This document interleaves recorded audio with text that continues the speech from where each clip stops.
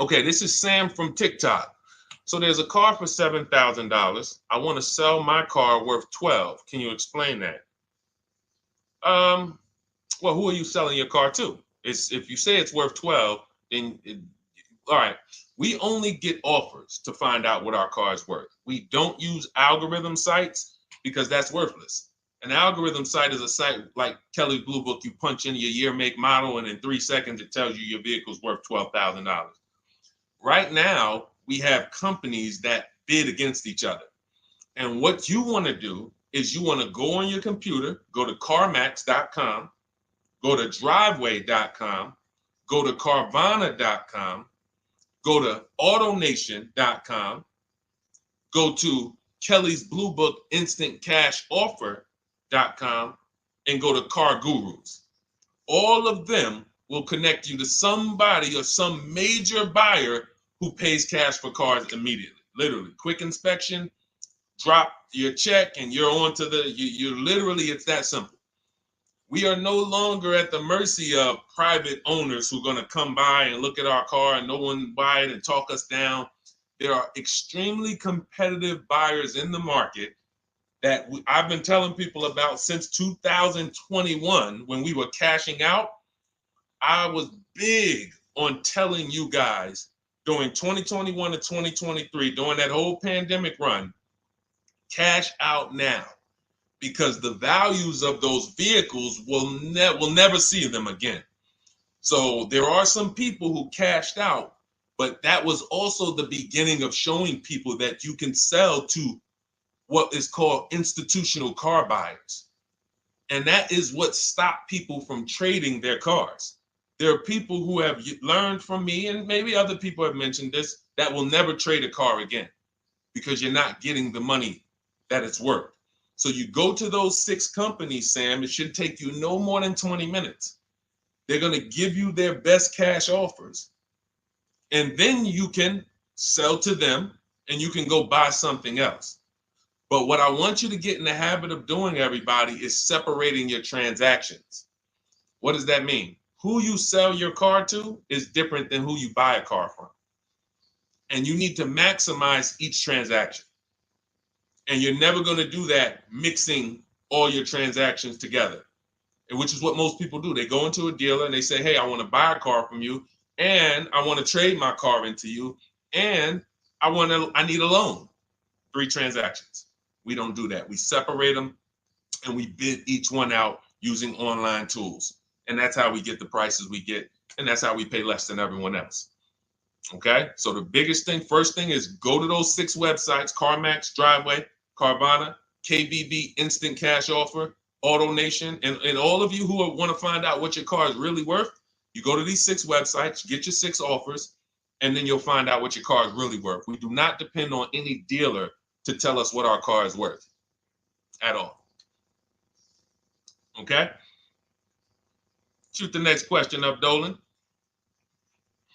And you guys can continue to type your questions. We're bringing them in from all platforms. This is Terrell Taylor. By the way, everything that I'm talking to you guys about is out of my new digital book. It's called Cars from Home: 7 Steps to Saving Time, Money, and Avoiding Dealerships. Some of you may have it. If you have it, shout out to those who have it, and shout out to those who've used it to actually pay less than everyone else. And make sure I want you to be like Tiffany. Send me your deals. Send me your deals. When you get your cars, I want you to actually send me the results. Look, this is, oh no, that's not Tiffany. That's someone else who used the book. Look, used the book, got $175 a month less than her first quotes before she used the book.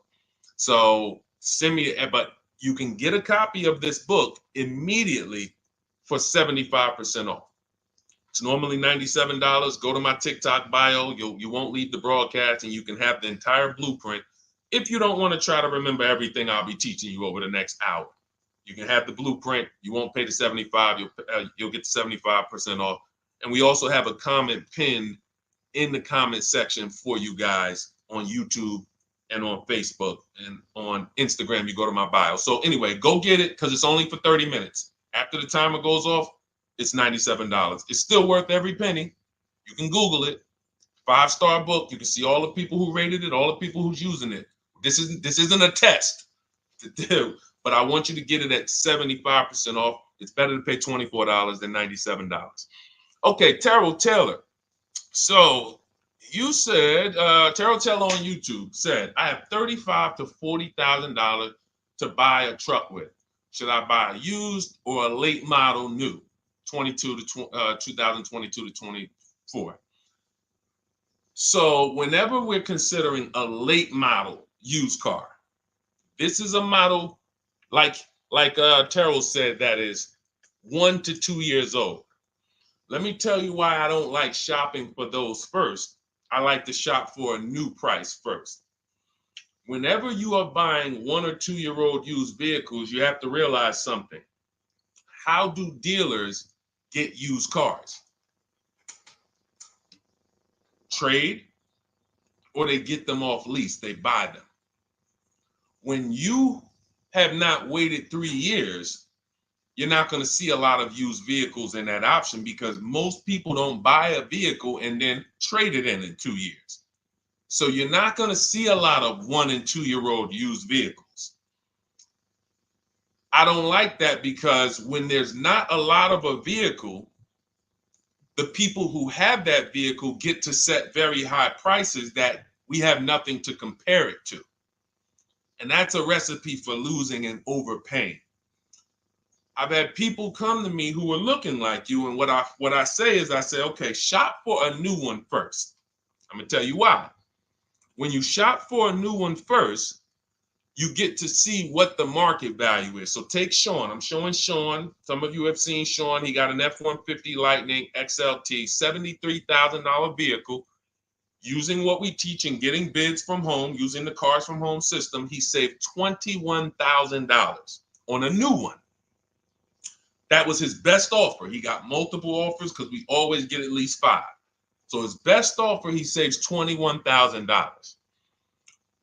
If he had gone to look for a 1 or 2 year old one of this, he would have never known that the new ones he can save $20,000 off of if he shops right. Now, some vehicles, it might be $7,000 off, $10,000 off, $5,000 off. The point is, until you know what the new market is for a vehicle, you can't shop a 1 or 2 year old one. Because what happens if you shop a 1 year old version of what Sean got and he goes and he pays, he pays 65 for it because he thinks, or let's say 60. Let's say 60. A brand new one, 73. Someone else is charging 60. All right, it's 2 years old. Let me get that one. Not 15 grand off. Problem is, he just overpaid for a vehicle because he could have got a new one for less than he got that 1 or 2 year old one. That's why the recent shoppers, anytime you guys are shopping 1 or 2 year old, you have to shop new first to find out what the market is. Now, in my book, I have my strategies for shopping new online and shopping pre-owned. It's totally different. Pre-owned, you want to go to all the marketplaces. If a vehicle's not on a marketplace, y'all, don't shop. Don't look at it. What does that mean? You ever walk into a used car dealer and you see a used car, but there's no price on it? Type a $ if you've ever experienced this. If you've ever looked at a deal, you've been in a dealership, you see they have a used car, there's no price on it. Type a $ if you've experienced that. Okay, I see you, Terrell. Okay, perfect.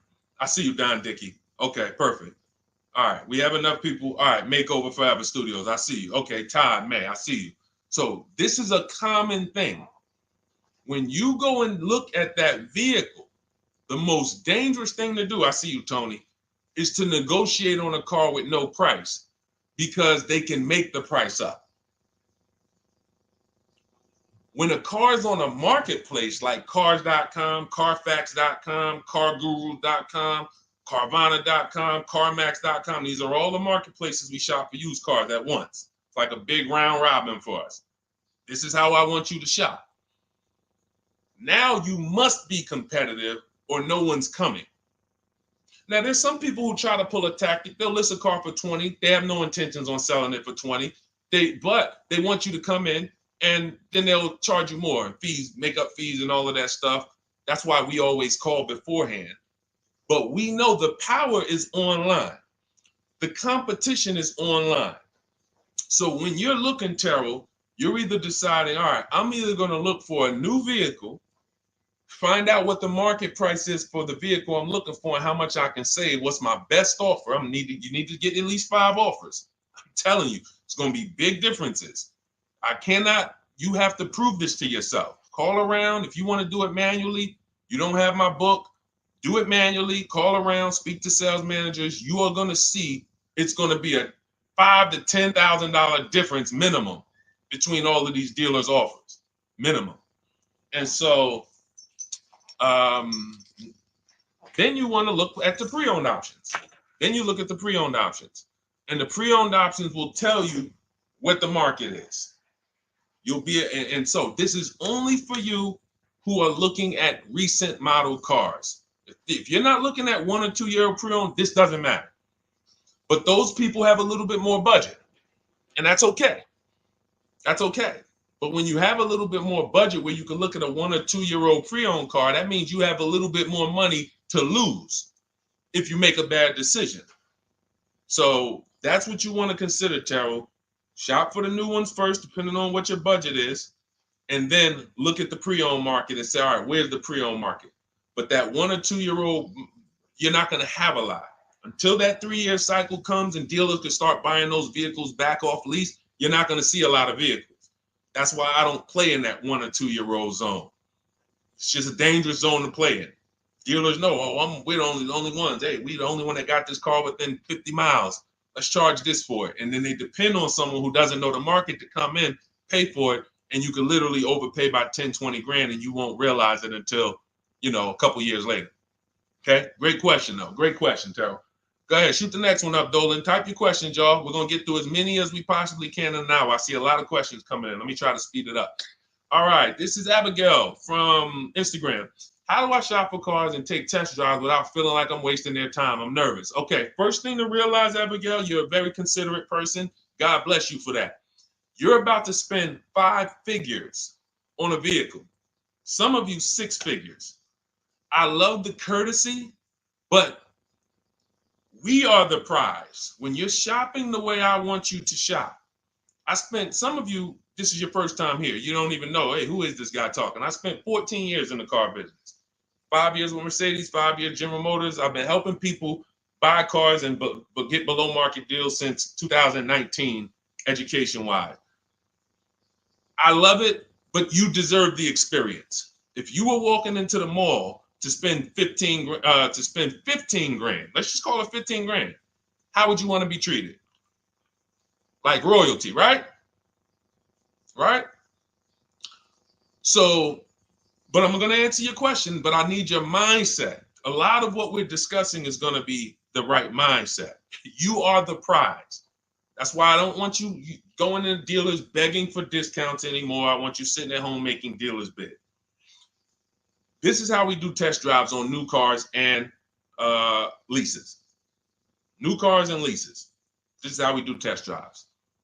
I have it in my book because it's that serious. You're either going to have a great test drive or you're going to have a horrible test drive experience. We call and we ask the dealer, who's the most experienced person there? Who does everybody like? Who's the person that, has been there for a long time, just has a great reputation? Oh, that's John. John is just, he's been here 20 years. Everybody loves him. Okay, can I speak to John? Hey, John, my name's Deshone. I'm interested in the Honda Pilot. I just like to test drive it. I'm in the process of deciding what I want. And, do you have this particular model? You have one there that I could test drive? John, because we asked for the best person, we're typically going to get somebody who is not going to lie, usually. Not a guarantee, but taking these steps, I know these guys. I've been in this dealership. I know most dealerships have one person there who has a good reputation and who cares about that reputation. If you're enjoying this content, hit the like button, y'all. And Keith, y'all killing the likes on TikTok. Shout out to everybody who's hitting the likes on TikTok, to double tapping the screen. Appreciate y'all. And shout out to everybody who hits the like button. When we get there, we meet with John. We test drive. John, thank you so much. Can I have your card? I'll leave you my information. And if this is the vehicle I want, I'll be in touch with you. Perfect. Oh, Deshone, we don't sit down? We don't think, no, we never sit down. I'm telling you that there are things you must unlearn about the shopping process if you're going to win. And what does winning look like? Getting the most money off in the least amount of time. There's no leverage that you have when you sit down and try to negotiate with a car salesman. Every single dealer around you that wants to compete for your business, you can't talk to them while you're sitting in one dealer talking to a car salesman. That's why we don't do it. We get a card. Thank you so much.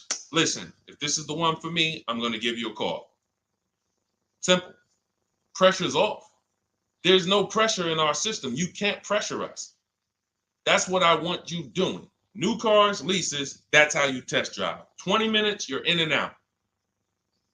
And I'm a car salesman at heart because that's what I am by profession. I would never develop a system that would allow you to waste car salesmen's time. I just wouldn't do it. I developed a system that when our people go get cars, look at Ansley. When our people go get cars, Ansley just got his lease, 1% lease, $58,000 Infiniti. Look, started the process Saturday, accept the deal Monday, all by email. $58,000 car, he's paying $554 a month, no down payment.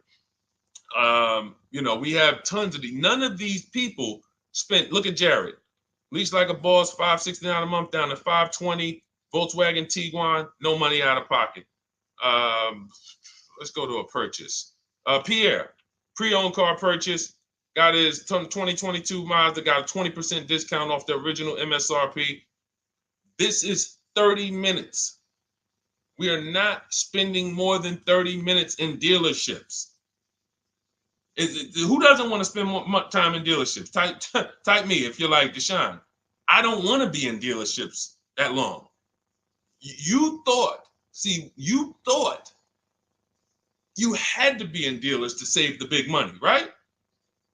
You thought you had to be in dealers to save the big money. I'm showing you as someone who pays less than everyone and who teaches people to pay less than everyone. Look, Kimberly, $20,000 off a Maserati, shopping from home. Because when you can talk to more people at once, the discounts fly off. And you see that all these dealers want to compete. So what you want to do, the best thing you can do to not waste people's time, Abigail, is to shop from home the right way. Because when you shop from home the right way, you realize it's only a few things you need to be in the dealership for. That's your test drive. I just told you how to set it up. With used cars, we do it at the end. But we're only there for a second. In fact, when you go to pick up your car, they're going to tell you, thank you. This was one of the most easiest deals I ever made in my life. Because you came in, you emailed us, you knew what you wanted, you gave us the information we needed, we made you an offer, you knew what you were decisive. We have all these scripts. By the way, in my book, I have all the email scripts. You don't have to even think about what you're going to say. It's literally copy and paste, copy and paste, copy and paste, copy and paste when we're shopping for new cars and leases. With used cars, before I go to the next question, I want to hit on the used car process. Used cars, we must test drive at the end. We can't test drive used cars over here and then go and buy another used car over here. So what we do when we narrow our choices down on all these marketplaces to our top 5 favorite vehicles, we need to verify that there's no bogus fees. When I was shopping for my Infiniti truck, I narrowed it down to 4 vehicles. But I'm going to tell you something that's the most, who's bought a used car in their life? Type the letter U. I need you guys to program what I'm about to say into your brain cells for the rest of your life. Type the letter U if you bought a used car or if you plan on buying a used car one day. Type the letter U. All right, I see you, Michael. Don Dickey, okay. Terrell, I see you. Blizzy, Tony, okay. Lori, I see you. Victoria. Anybody who plans on this, let me tell you how. Okay, let me tell you how. All right. See, when I'm about to reveal big stuff, I got to kind of see how I want to say it. The marketplaces that we go to look at used cars on, They're never going to tell us what a great price is. And I'm going to tell you why. The only thing that matters, let's say we're looking at 4 white Honda Accords.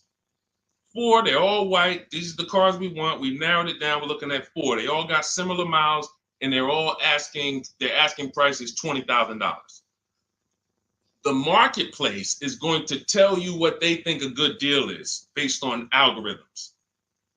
Based on all the vehicles listed on the market, this is a good deal. This is a bad deal. Here's what matters. How much was the original price of each vehicle? Why is this the only important thing? Because if we're looking at 4 white Honda Accords, but one of them was $35,000 when it was new, one of them was $39,000 when it was new, has a sport package, some special technology. One was $31,000 when it was new, one was $29,000 when it was new. What's the best value? What's the best value? You see how we clearly just went from, wow, all of these vehicles look the same, similar price, similar asking price. But once we found out, wait a minute, this one right here was $38,000 new. This one here has the cameras in it all around and the self-driving package, and it has the same asking price, or it's maybe $1,000 more. This is what I call the true value discount. The true value discount. And let me tell you why the marketplaces will never tell you this. Because if they advertise the true value discount, someone has to be at the bottom. In other words, when you're looking at Honda Accords, if you could go right to the true value, who's giving me the biggest discount off the original MSRP? That means the car at the bottom, they might be giving you no discount off the MSRP. We saw that during the pandemic. It was people selling, who remembers people selling Toyota Camrys, 3-year-old Toyota Camrys for the same price as they were when they were new? There was some deal, everyone wasn't. I know a couple dealers, I know a couple general managers who run dealerships who are ethical. And they said, look, I don't care what the market does. I can't sell a used vehicle for the same price it was when it was new. I'm not doing that. Because when that customer comes back in 3 years to deal with me, I'm going to have to help them again. And if I bury them in their car, then I'm not going to be able to help them. But there were plenty of people who was. The true value discount is all that matters, which means we have to know what the car was new. We have to find the Maroni label. We have to go on the Carfax. We have to go to where the window sticker is and get the original price. And then we'll clearly see, oh, that's the best used car. And no one else shops like that. No one else shops like that. If y'all get that, type dollar signs. If you get that, what I just said, type dollar signs. That is what is important, not what they tell you is a good deal. So going back to me, when I got my Infiniti truck, 4 vehicles, all in a similar price range, all white. They were between $1,800 difference from each other, similar miles. But once I found out that one was 46,000 new, one was 48,000 new, one was 52,000, and the one I ended up getting was 54,000. That separated it. The one that was 54,000 new, they were giving me a 42% discount asking price. These are things that help you cut through the mess, the smoke and mirrors of the car business. In order for you to win and pay less than everyone else, you have to cut through the smoke and mirrors. That's what I'm great at showing you because I was in the business. So these are the things that, again, if you say, Deshone, I need the whole blueprint. I need to give me the step-by-step. I'm leasing, used cars, high mileage, new cars. Give it to me step-by-step. That is my new digital book. It's called Cars from Home, 7 Steps to Saving Time, Money, and Avoiding Dealerships. It'll be in your inbox in literally 5 minutes, and you get yours for 75% off. Support yourself and support your family by getting your copy. Go to my YouTube comments. We have a link right there pinned for you guys. We have a link in the Facebook comments. Get your book for 75% off for the next 30 minutes. You'll see a timer on the page. Now, if you're on TikTok, click that picture of me and go to that link in my TikTok bio and click the one that says 75% off to activate the 75% off link. Get your book so that you never have to wonder about this. Now, we're going to continue, but I just know as we answer more questions, some of you are going to forget that. What we just went over in the last 10 minutes, this next question, you're going to forget all of that. All right? Now, Dennis Gamister from Instagram, on a lease agreement, does the deal use the MSRP or the discounted price? So when we're shopping for leases, this is what we do. We get all our offers this is how we construct our offers. If you've ever looked on these commercials and you saw, well, Deshone, when I look at leases, though, it seems like, one, they limit me on miles. And then I also see that they want a bunch of money up front. You are correct. But they only limit you on miles according to the miles you told them you were going to drive. They don't pick the miles for you. We select the miles. And what ends up happening is people will, because they typically don't know how to shop, they're negotiating. They'll say, all right, well, my payment's $400. That's my budget. I drive more than 10,000 miles a year, but I guess I'll just take the 10. Instead of paying $20 more to get 12, they'll take the 10, and then they'll say something like, if I go over, I'll just buy it. Horrible idea. Absolutely catastrophic idea. Or if I go over, they blame the lease. They literally will get the penalty, get the bill for the 6,000 extra miles that they used, and they're charging them 25 cents a mile now, and say, man, this is why I don't want to lease, because they limit me on my miles. No, they didn't. To save $20 a month, you pick the lower miles. You can customize leases up to 15,000 miles if you want, 18,000 miles. Look at Jen. Jen just got her lease on her Honda. Hold on, where's Jen's lease? She got an 18,000 mile a year lease.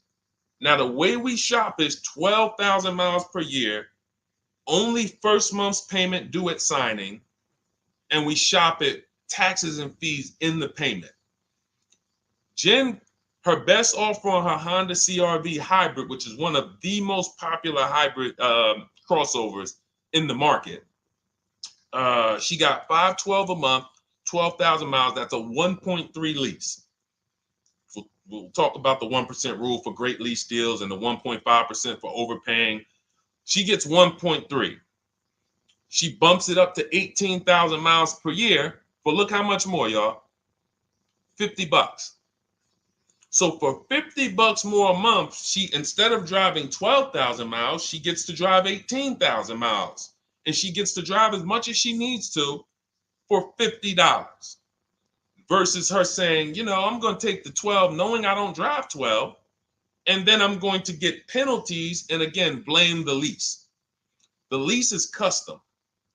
And the first time I learned about high mileage leases was when I was working at Hyundai. I was a manager at Hyundai for a short period of time. It was a highway dealer. The guy ended up going to jail. It was typical, like, you know, I've worked in some dealers, some phenomenal dealers, but this one was like, if you ever could imagine the prototypical highway scam dealership, I mean, this was it. So I was only there for 6 weeks, but I was a manager, and what I saw was I was taking care of this guy's lease who was just finished with it. He had 72,000 miles on it, and I went out there and I said, wait, you leased this? 72,000 miles? He said, yeah, I always lease now. He said, I used to come in every time I bought a car, my negative equity was ridiculous, $15,000, $10,000. I had to keep writing these big checks. And I just said, you know, let me switch to leasing. A customer taught me about high mileage leasing. That's why when I say car salesmen aren't trained, they're not trained. We learn things by intuitiveness and curiosity, and you know, we're not trained on finance and insurance and leases versus buying, none of that. You know, so anyway, I said, wow. And so I looked at his payment. This guy is only paying like $175 more a month, not even, to drive 25,000 miles a year. So if a normal Hyundai lease was $299, he's paying $450, $475, and he's driving 25,000 miles a year. Boom, drops it off, Boom. No negative equity, none of the trash that most high mileage drivers are dealing with. So when we are shopping for a lease, we have to shop with our template. Whenever you're getting your lease quotes, it's 12,000 miles a year, first month's payment only due at signing, taxes and fees in the payment. Assume tier 1. That's what we blast out. In my book, I have something called the 25 to 5 strategy. We connect with 25 dealers online. You use my email scripts, copy and paste. We're going to get 5 offers. This will take you. You saw Ansley. He said, I started it Saturday. By Monday, I accepted a deal. This doesn't matter. This is a 24, 48-hour turnaround to start getting offers on these vehicles. Now, once we're looking at offers, we take the MSRP. We take the monthly payment. We divide it into the MSRP. So let's just say we're shopping for a vehicle. It's $40,000. One of our offers is $400 a month. $400 a month.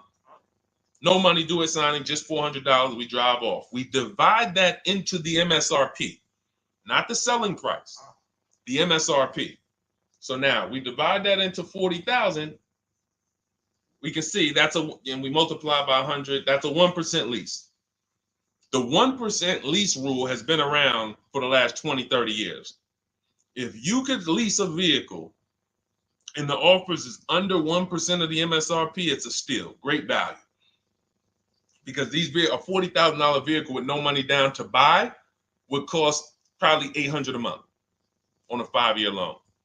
So it's incredible value. It's a steal. You don't have to worry, am I overpaying? Nowhere near. You're still in the vehicle.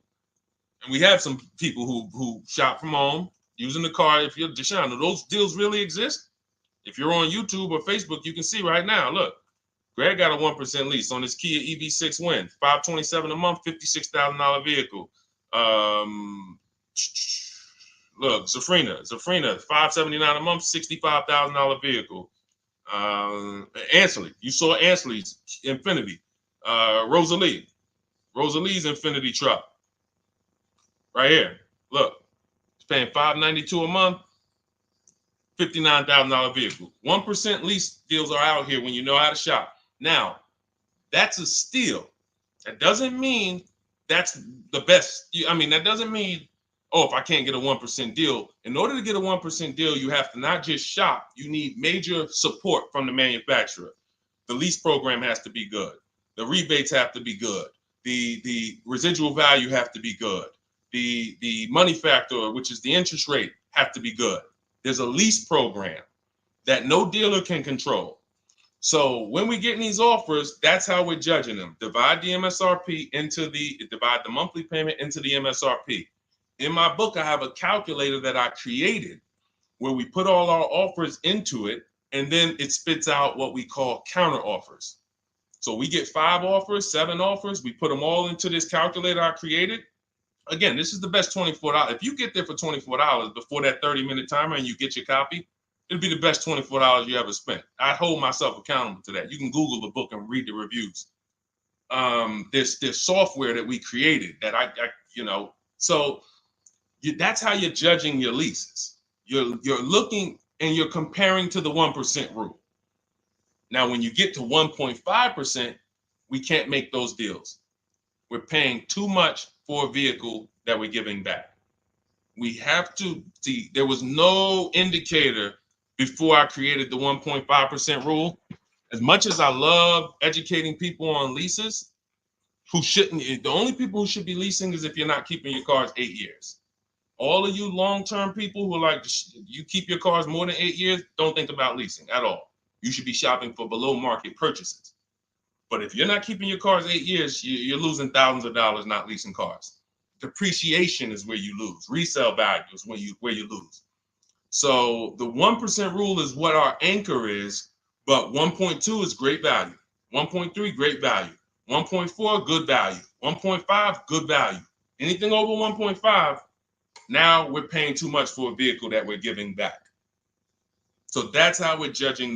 That's how we're judging and comparing our lease offers. And with the calculators that are in my book, you can literally do this in seconds. This stuff, these mathematical things that used to be complex, even hard for me to explain, when you're using the stuff in my book and you're seeing, wait, There's calculators I can do this. Boom, boom. Why don't these calculators exist on Google? Because anything that makes dealers compete, they're not going to make for you. They'll make stuff for you that allows you to see more and do this and make it easier and faster and connect to get a loan quick. But competition, any tools that create competition, they're not going to make those for you, because that's where the real money comes off when you make dealers compete. Okay, so you want your copy of Cars from Home, 7 Steps of Saving Time, Money, and Avoiding Dealerships. Click the picture of me on Instagram or TikTok. It's going to take you to my bio. You won't leave the broadcast. Click that link, and then click the button that activates the 75% off, and you'll have 30 minutes. Once the timer goes to 0, the $97 price is what you have to pay if you want it. It's up to you, but $24 is much better than $97. $97 is still a great price. I have no doubt that you guys would write me, especially the more you use this. 1, 2 cars, 3 cars. You get 1 lease this year, a used car next year, a new car in about 4 years, and Deshone, what about when websites change? What about, this is an online system. Websites go out of business. Vroom went out of business. They were in my book. We used to get bids from them to sell cars to them. When we were shopping for used cars, they were in my multiple marketplace strategy. They went out of business. I went right into the master file, updated the 9,000 people that had a book. It was probably like 2,000, 3,000 at that particular time. And the next time people opened the book file, there was no room. That's why the book is digital. That's one of the reasons. You'll see the other reasons is I have scripts that I link you to. I have PDFs I link you to. Videos I link you to. I couldn't do this with a real physical book. So again, in the YouTube comments, in the Facebook comments, we have a link for you guys to get your book at 75% off for 30 minutes and use it. All right, Dolan, shoot the next one in, brother. Let's go. How old of a used car should a person buy? That's based on budget.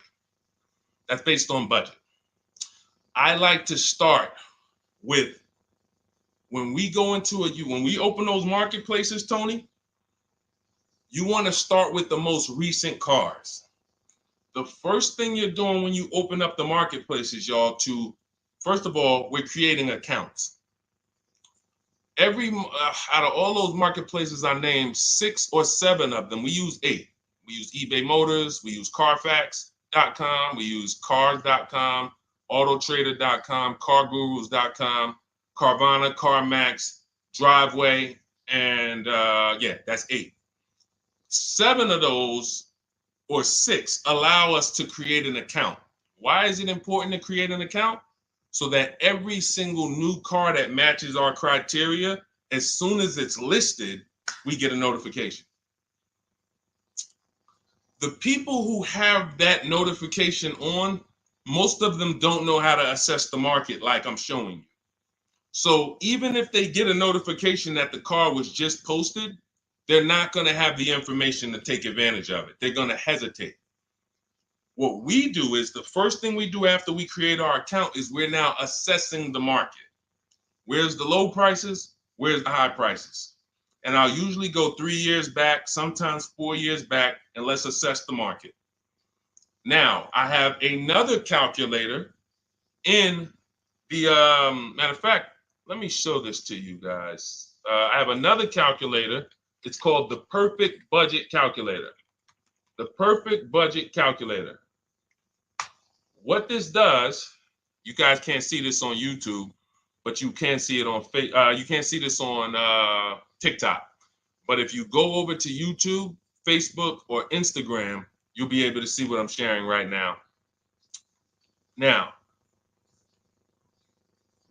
what often happens is, let me share this. Hang on. Boom. Okay. So now what often happens is, a lot of you will say, I could put down $2,000, but, if I don't have to, then I won't. Or, if you get a car and you pay $15,000, if you pay $500 a month for 5 years, that's a lower price you paid than paying $500 a month for 6 years. So ways to manipulate our budget is to shop within our budget for a shorter loan. This is all stuff where I said, okay, people don't know they need to be doing this. So let's make a tool that does it for them. And this is, you get access to this when you get your copy of Cars from Home, my book. So let's say we do something called an equity assessment. Everybody who has a car, remember I was mentioning a little while ago, we go to these websites, Driveway, Room, or all these, and we find out what our car is worth.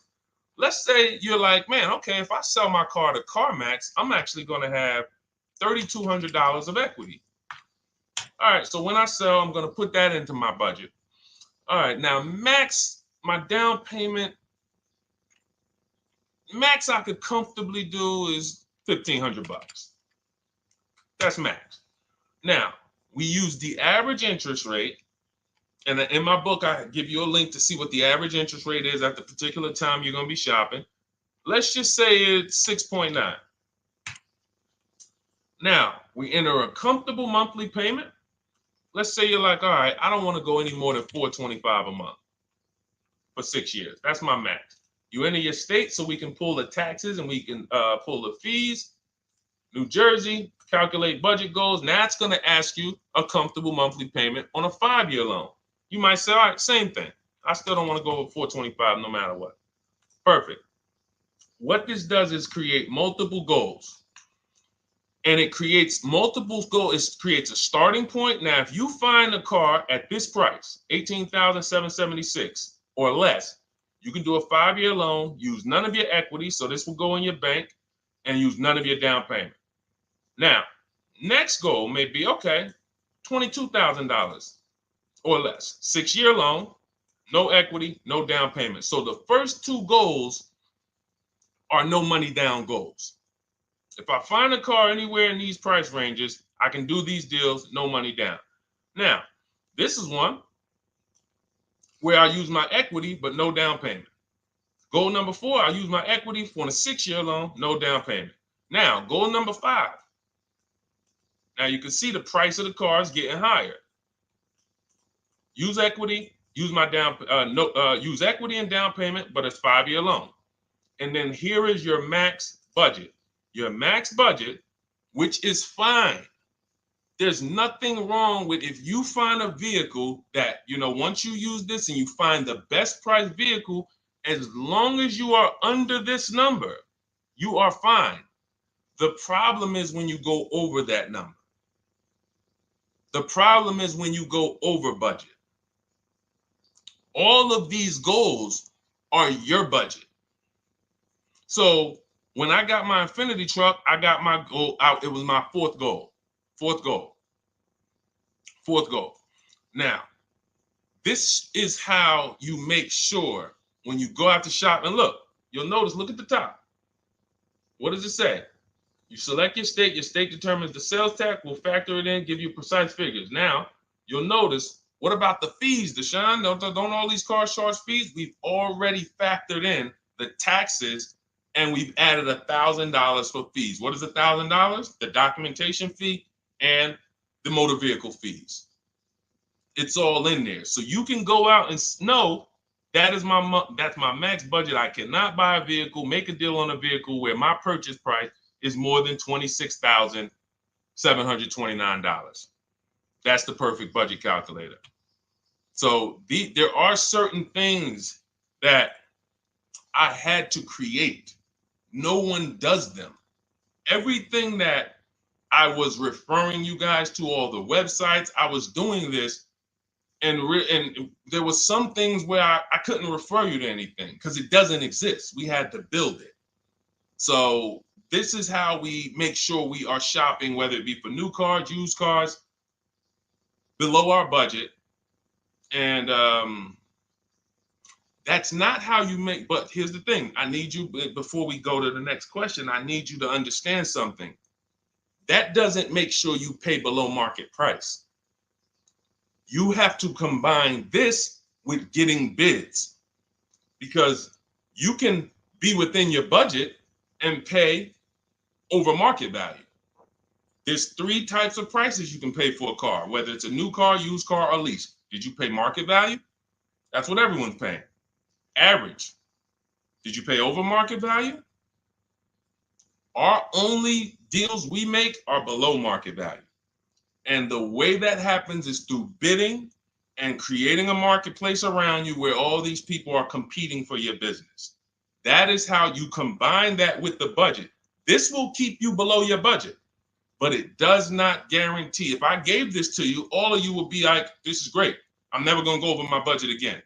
But it does not, until you combine that with getting bids for whatever you're looking for, you still run the risk of overpaying, even if you're under budget. Okay? Clear? Type $ if you're all clear before we move to the next question. And there's no way for us to do this manually. If there was a way that you could do this manually, trust me, I would have told y'all to saw me make a video about it all day on my social media. There was just no way. We had to build software. And you know, in my book, you guys will have access to at least 5 calculators for counter offers for new cars, true value discounts when you put the new price you put the original new price of the used car deal,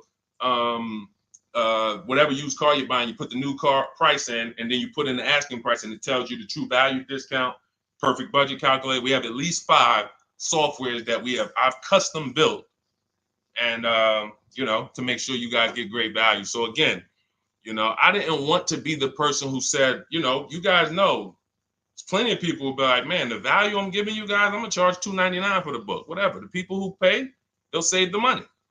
And the people who pay, there'll be some people, because some people are gonna pay, they just see value. Poor people look at cost. Wealthy people look at value. People who are into financial literacy they don't ask themselves, how much does that cost? They ask themselves, what's the value I'm getting from that? And I could have said, well, you know what? I'm going to help you pay less than everyone on new cars, used cars, leases. We'll do $200, $300 for the book. And I only want to sell it to 1% or 5% of the pie. But at the end of the day, my mission is to help as many people want to be helped. And so that's why I said, okay, $97. But even our welcome offer, you got a chance to get it for $24 if you get there before the 30 minutes is up. Okay? YouTube link, get your copy. And make sure you save the support email, guys. If you see it scrolling across the screen. If, for instance, you don't get your book in 5-10 minutes, it's usually because you typed your email wrong. Reach out to my support team. They'll get you the book immediately. And soon as you pay, go to TikTok. Look, y'all see the links. Go to my bio on YouTube and Instagram. Get your copy. And as soon as you pay your $24, there's going to be a page that says screenshot this page. Right on that page, you can access your book. I want you to have the book immediately, but I also, in case you know, some of you type wrong, big thing, you know, we fat finger stuff. I want you to have the support email so that you can reach out to my team so we can make sure that book is in your inbox so you can use it and start saving money and building confidence. Okay, Dolan, next question, man. Let's keep it rolling. Okay, there's something about Mary on Instagram. I bought a car as is, and in less than a month, motor lock, can I sue for selling me a lemon? I'm not a lemon law attorney, but that is not what a lemon law case is based off of, in my understanding. Lemon law case is based on you buying a vehicle and the same thing continuing to go wrong at least 3 times. You know, that's a general overview of, you know, what the lemon law process is. And if y'all are enjoying the broadcast on TikTok, can y'all just double tap the screen and keep running those likes up? Every time y'all do that, y'all help TikTok bring more people here, and I appreciate it. If you're going to spend some time with us and, you know, every time just you hear something you like and you're like, man, we got to share this. Oh, and shout out to Madhu for sharing. Here's the thing. I made a video about this the other day because a friend of mine got a used vehicle and the transmission went out on him in about a month. So it wasn't the engine.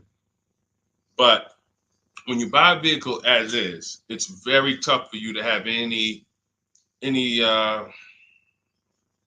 recourse, anything that you can do, because you're signing a contract that specifically says as is. It's very tough. What I would do if I was you, because the damage is done. I just find out what it would cost me to put a used engine in the vehicle, rebuilt in a used engine. You know, salvage yard. You need to, and especially if you're buying cars that you're paying cash and you're buying as is cars. These are probably cars that are under 10 grand, 12 grand. You need a mechanic. See, because that's a strategy. There is a great strategy called buying inexpensive cars and having a local mechanic so you could do what's right. Oftentimes you could drive those cars for a year or two and sometimes sell them for what you got for them because you've outlived the depreciation. Those cars are not depreciating as much unless you overpay for them. If you overpay for it, then it's going to drop because you overpaid for it. But if you pay a great price on some of these vehicles, you can oftentimes win with this, but it requires skills.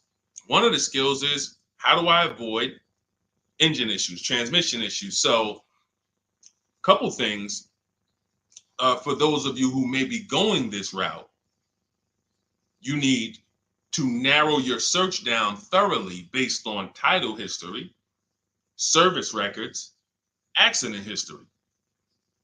That oftentimes you'll see, if I typed in right now 2018 Subaru Outback longevity. That's one of the things we do. It's in the 4th step of my book. Before we get prices on anything, we do a quick 5-minute search to make sure these aren't bad cars. There are bad cars out there, but there's data that shows us. If I type that in, it'll tell, okay, these vehicles are known for lasting 100,000 to 300,000 miles, depending on how they're maintained. That means you could have a quality vehicle, but if it wasn't maintained correctly by the first owner or owners, it's going to break down. The life cycle is cut short. These are preventable mistakes by simply checking Google. Now, we narrow these things down based on title history, service records, accident history. Once we do that, I don't mind buying a 10-year-old. I bought a car that was it's my around the city car. I drive it probably 200 miles a month. I bought it from a owner in South Orange. He was a 98-year-old man. He's had it for 10 years and he knew everything about it.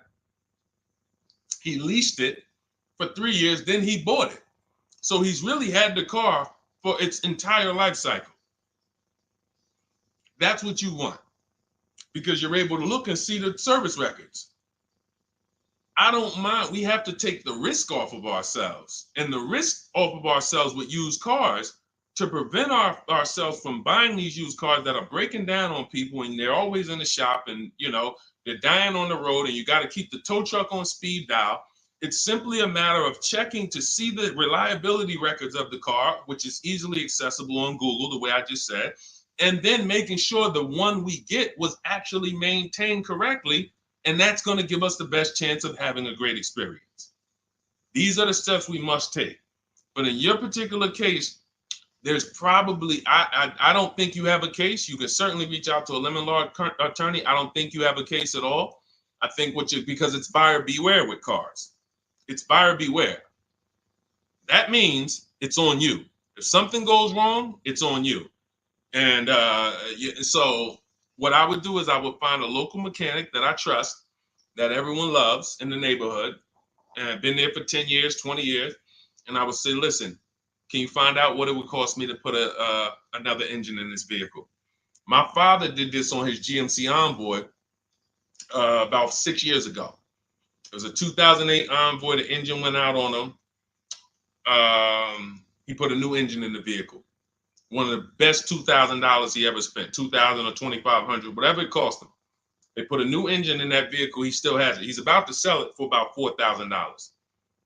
He's had that vehicle from 2013.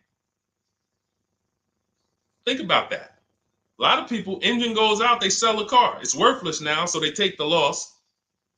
Meanwhile, man, let me come up with $2,500 and I still got no car payment for the next 6 years. We don't need to be so quick to go replace our cars. If we follow these strategies, we can actually, I love to see more people doing that. Just go fix the car. But don't go to the dealership to fix it when they tell you, hey, the engine's gonna cost $10,000. And what does the dealership say, y'all? When you have these major issues and the dealership tells you the transmission is $7,000 and a new engine is $10,000, what's their suggestion? What's their suggestion when they tell you that? Because they already know you're gonna be like, yo, what the heck? I can't pay all of that. What's their suggestion?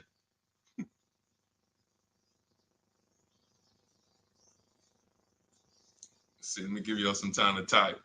I just want y'all to know, like, this is how the system works. So I know somebody, look, thank you, Jay June. Trade it in. Thank you. You see how we can, oh, look, NY Anderson, buy a new one. So what they do is, exactly, Victoria, they're going to suggest a new vehicle. So if we know, now watch this, as your vehicle is worthless, you don't have any opportunity to put it on a competitive market to see, well, how much would somebody pay for that? They've already assessed the value and they want to structure your deal, have you take that major loss for that engine. They're going to put the engine in for a lot less than that and they're going to resell it. And now they sold you another car. When you could have just literally went to a mechanic, got a rebuilt or got a used engine, put in that vehicle, cost you $2,500, maybe $2,000. And literally you're on the road for another couple years with no car payment, keeping money in your household versus now I'm in another $400 a month payment. Okay? This is what it's about.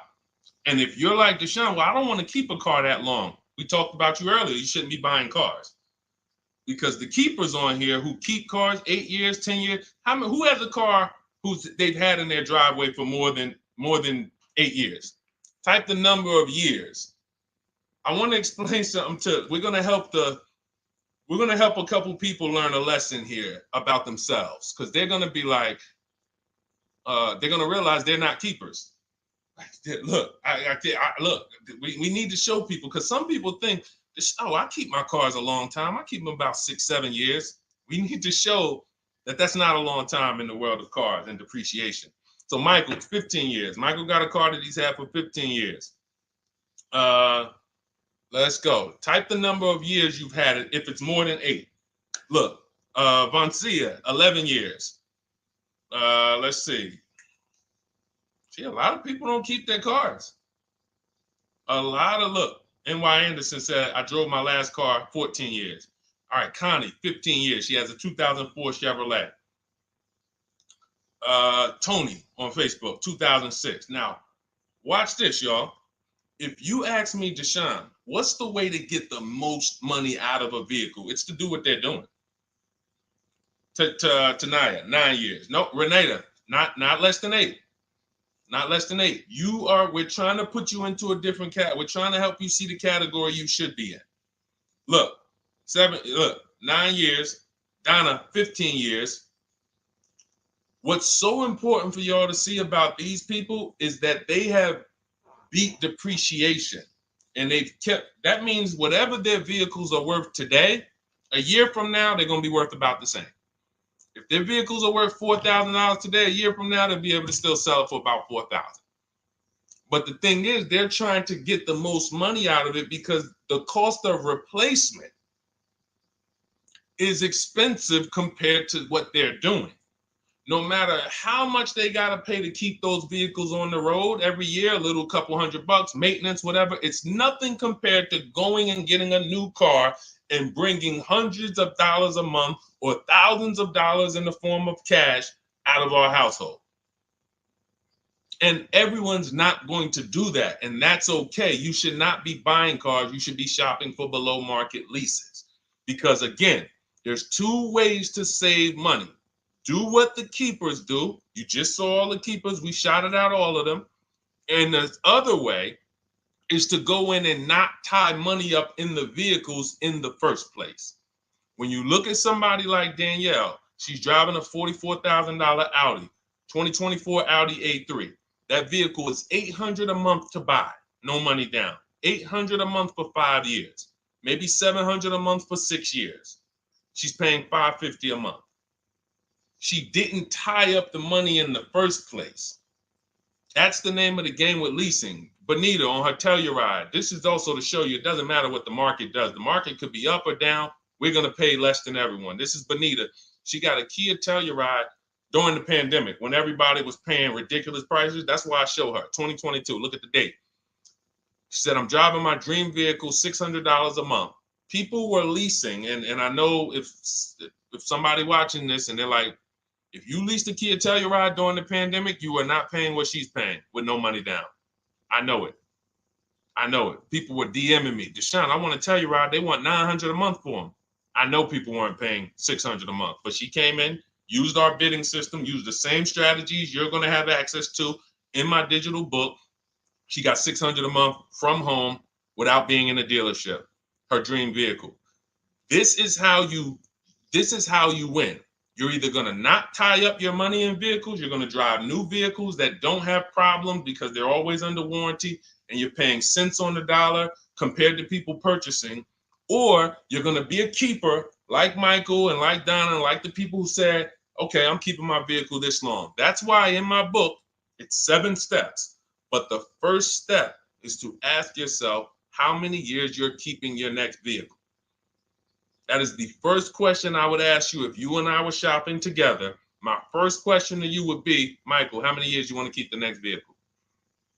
8 or more or less than that? If you said to me, Deshone, I'm going to keep it at least 8. All right, let's go for the purchase. New or used, depending on budget, but we're purchasing. We need to find a below market purchase. If you said, Deshone, I'm 6 years max. I can't see myself keeping a car more than 6 years. All right, we're going to shop for a below market lease. Because the money you're going to spend in a below market lease, when you get these below market lease deals, not commercial leases, not what you see on advertisements. Those are ridiculous prices. We don't pay those prices. None of these people that you see, Greg, Charles on his Palisade, none of these are advertisements. They're thousands less. But when you're putting money in the cars and you're driving brand new cars, this is how it was for me when I was 22. This started for me at 22. I was working for Pontiac and I leased a brand new Pontiac G6. It was $256 a month. $256 a month. It was like a $21,000 vehicle. Same time, I had a friend of mine. She got a I don't want to say it because she might be watching this, and this is no shot at her. I didn't understand enough to teach her back then because I was new in the business. She went and she bought, let's call it a Honda Civic. Now my car was bigger because the G6 was a mid-sized vehicle. The Honda Civic is a compact vehicle, but she bought it. $20,000 vehicle, 22, whatever it was at the time, paying almost $500 a month. Like that's a $500 payment. That's what it is.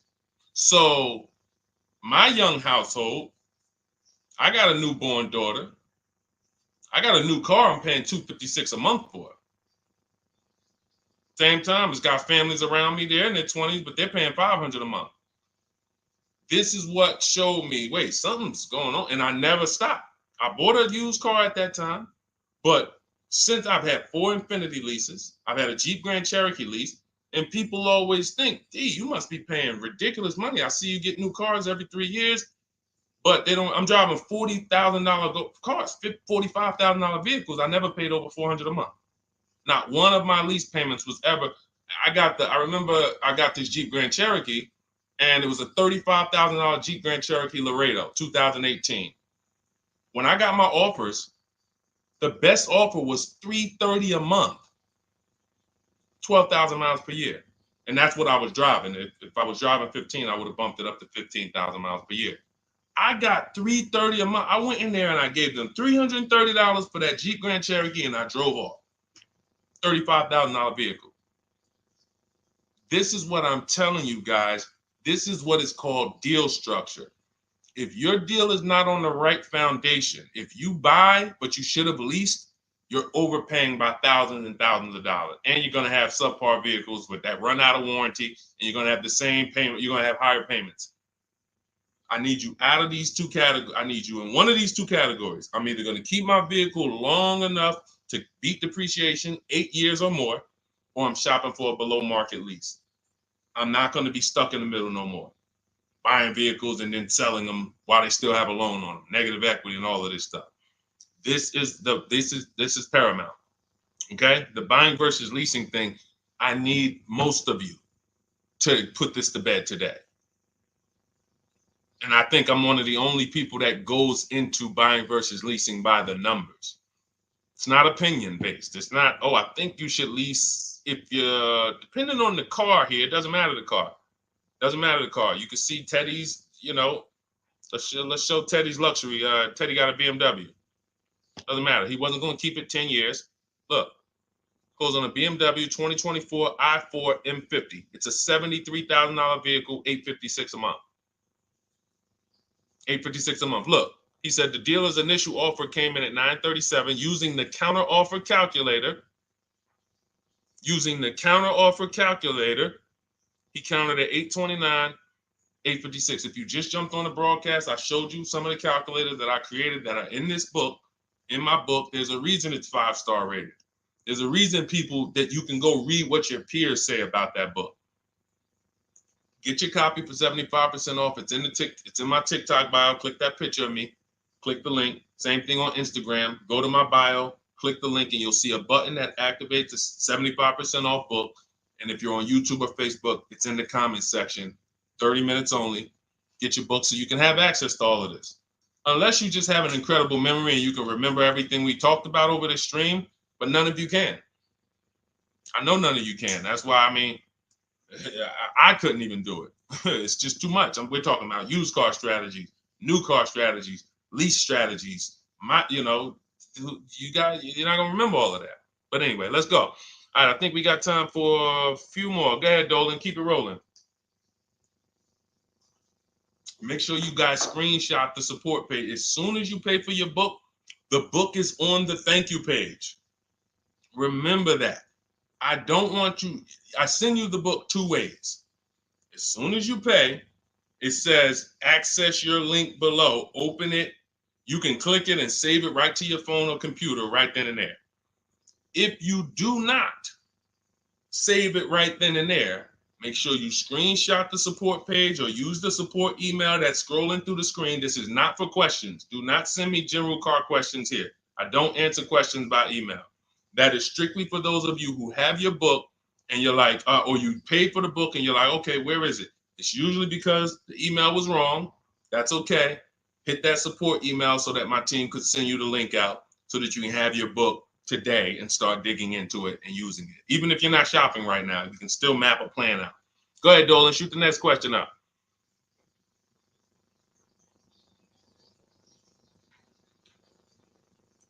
All right, this is Victoria from TikTok. Any tips for how I can get the highest trade-in value for my existing vehicle? Of course, bids. Bids. First of all, you just said a curse word. You may not know, but we don't use that T word here because you're never going to get anything. You're not going to get a max value for anything trading. We are fortunate that we have the opportunity to get bids from cash buyers in the market. And I'm not talking about cash buyers like Facebook Marketplace where a person, it's one of your neighbors from your town coming to look at your car. I'm talking about institutional cash buyers. People who cut a check instantly and, they do an inspection. That Jeep Grand Cherokee I sold to CarMax, they were the highest bidder 3 years ago during the pandemic. I'm not going to tell you what I made because those values don't exist anymore. So it just doesn't even make sense. But, those of you who were watching my videos earlier 3 years ago or using my tips, you guys cashed out and made ridiculous money. When corporations were trying to make money on people, we made money too. But CarMax won the bid. I went down there. They did an inspection on the vehicle. They came back. Accounting department came, cut me a check. I walked away with a check. That's it. You don't want to trade. You want to sell. You want to break your not even break your transactions. I need you, Victoria, to realize there are three transactions in a car deal. Who you're going to sell your car to, That's one. Who you're going to buy your car from, that's another. Who you're going to get your loan from, that's the third one. Now, you're not always cash buyers. Deshone, I pay cash. Then you don't need that. Deshone, I don't have a vehicle to replace. Then you don't need that. But how do we make sure we get the highest value or the biggest discount? Bids. Each one, we make the market bid. So what you should do right now, Victoria, this is step 2 in my book. After we decide whether we're going to buy or lease our next vehicle, that's step 1. Then we move to what is called the equity assessment. We need to find out, do we have equity or negative equity? Equity assessment. We call our bank. If we have a loan, we find out what our payoff is. Then we're going to go to carmax.com. I'm going to give you the 6 companies. This is the equity assessment process. We do this for leases too. I don't know if we have time to go into that, but I'm sure there's people on here who didn't know you could sell a lease. Type a question mark if you didn't know. Deshone, what do you mean selling leases? I never heard of that before. Type a question mark if you didn't know you could sell leases. We have an equity assessment process for that too.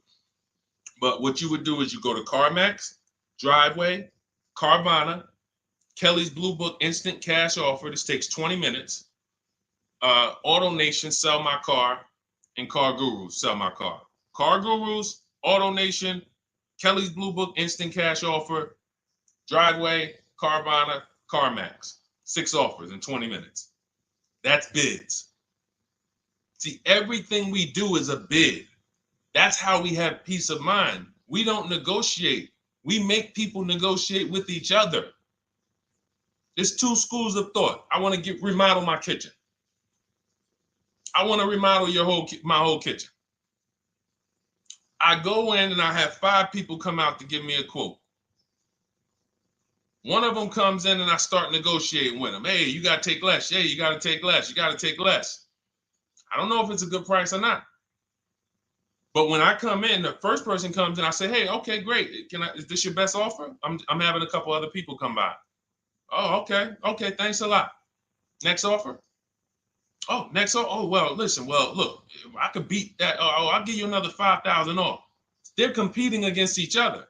When someone knows you are shopping their competition, you're making them compete with each other. They're negotiating with each other, not with you. That's a bar. Type of exclamation point if you got that. When people know you're making them compete with their competition, they're negotiating with their competition, not with you. That's the power of bidding. That's why we got grandmothers and single mothers that can come in and do this. That's why we got people who can come in and do this. You know, how are people getting these prices? Not negotiating, because they're making people negotiate with each other to earn their business. They're making banks negotiate with each other to earn their business. It's a beautiful thing. Banks and dealerships depend on you not making them compete. They want to negotiate with you and try to make you imagine and make you think, well, that's the bottom. That's the bottom. And you think that's the bottom, but that's only their bottom. Their competition's bottom is different. Their competition's best interest rate is different. Their competition's best discount is different. And why is what we do so easy? Because we're right here in our houses. That's why our entire system, our company, my book, our mindset is called Cars from Home. Cars from Home. It encompasses everything we do. Cars from Home. So that's what you do, Victoria. First thing you do is you go to those 6 websites, get your 6 cash offers, and that's going to be higher than any dealer you would ever consider trading the car to. Guaranteed. And this also allows us to eliminate the fake emails we get. All of this stuff is computer generated. I know you guys get these emails. Hey, Deuce, great news. We need your 2016 Kia Optima. We have a customer looking for it. We'll pay you $2,000 over MSRP. Who's gotten those emails? We'll pay you $2,000 over Kelly's Blue Book. Who's gotten those emails? Deuce, the list is CarMax, Carvana, KBB Instant Cash Offer, Driveway, Auto Nation, and Car Gurus. Car Gurus. That's step 2 in my book, the equity assessment process. This is stuff we do before we start shopping. Decide whether we buy or lease is step 1. That's going to put our deal on the right foundation. Step 2 is the equity assessment. Everything we do is a path. It's a clear, easy path. Okay, so yeah, I forgot the question that I just asked, but let's go. I could already tell. See, I could tell when I'm winding down because y'all could tell stuff will start blurring to me. That's why I'm like, see, and if that happens to me, I know it happens to you. Like that's why I'm like, listen, grab your copy of Cars from Home. It's a digital book. You'll have it in your inbox in minutes. It has it's continued updates. I probably updated that book 5 times since we originally launched it. Added calculators to it. Those weren't in it originally. I've added the calculators. I'm committed to making stuff better without being like imagine this. Oh, well, you bought volume 1 of Cars from Home, but I just put a new tool in, guys. Now you're going to get volume 2. And now every time a website changes, you got to get volume 2 and volume 3. And 5 years from now, you're getting volume 9 each time. It's like, no, literally one-time cost. And I can't tell you if that'll be around forever. I can't tell you that. I can't tell you 3 years from now, I'm going to be giving free updates of the book. I don't know. But I know today, that's what it is. Everyone who gets their book, you get free updates as I update the book. Because there's value in that. There's value. I could send an email out to people every 3 years and ask them, hey, did you enjoy the book? They're going to say, hey, yeah. Well, here's the thing. My new version is this. There's value in that. It could just be $24. They're already a believer. Someone who used the book's already a believer. So they'd be like, yo, the new version, oh, I'm about to shop again. $24. I'll pay it again. It's the best money I ever spent. But for now, I'm not doing that. Those of you who have the book, you will get free updates, and we'll keep you on the list to make sure you always get free updates of the book. So your link for 75% off is in the YouTube comments. It's only good for 30 minutes. It's in the Facebook comments, and it's in my Instagram and TikTok bios. Click those links in my bio. Click the button that says 75% off my new book. Get there before the $97, before it goes back up to $97. And make sure you save the support email, guys. Screenshot the support email. It's scrolling across the bottom of the screen. If that book is not in your inbox in 5 minutes, I want you to email my support team. Make sure you check your spam. And I also want you to, as soon as you purchase, you'll see, I say, hey, access your book below. So there's a link where you can click, open it up, get your book immediately if you want to download it, but I also email you a copy. But make sure you save the support email just in case. And again, that email is not for questions. Okay, it's not for car shopping questions, nothing like that. That's only to make sure you get your book. Okay, so great. Listen, great job. We've been on here about 1 hour and 20 minutes. Great questions. You guys know I like to go into detail in these questions. I would love to be able to get through 100 questions in 1.5 hours, but that's just not the way it works. We're not talking about buying, $100 items here. If we were talking about house buying, we'd have to go into detail. These are major items. This is the most expensive item y'all are going to buy behind your house. Think about that. And think about how many people are there to protect you when you buy a house. Think about how many people have licenses. See how that question got asked earlier? Can they sue if it was a house and they did you wrong? Sure. You can go before the real estate commission. People can lose their license. People can lose their ability to practice real estate. If they did something unethical, you can bring them before a court and a judge, and you can have recourse. You can get, justice. Cars, you got nobody. No one's licensed. The person who's helping you buy your car that you're sitting there negotiating with, which I want you to stop, they might have just got that job. And they didn't get that job because they're a finance expert and they're someone who understands how to help you, because they're not going to ever make you compete against. They're never going to put you in a position where you can make them compete. They'll say, hey, let's negotiate. But here's the thing. That person just got a job because, you know how many people walked in a dealership with a good smile and a good personality? 2 weeks later, they're selling cars. These are the people that are helping you. They're not licensed. They didn't go through school. They didn't go through ethics training. They didn't go through any of this stuff that realtors and brokers have to go through to help you buy houses. So when you get your car, it is on you. That's why you want me working with you. You want my blueprint. You're not by yourself. You're watching my videos. Once you get my book, you can stop watching my social media videos. I don't want you watching my social media videos if you have my book.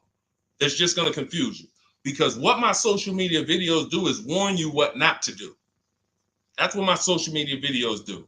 Don't do this. The worst thing you could do is this. The worst thing you could do is this. Don't do this. My book is teaching you what to do. It's telling you what to do. It's not an education book. It's a do this first. Step 1, do this, do this, do this. Step 7, hey, congratulations. We're taking delivery. We're not focused on that. So once you get my book, you don't have to watch my social media videos ever again. And I want to say that because a lot of people will get the book and still be watching them and trying to piece it together. You got my blueprint. You don't need those videos anymore. Okay? So always a pleasure, y'all.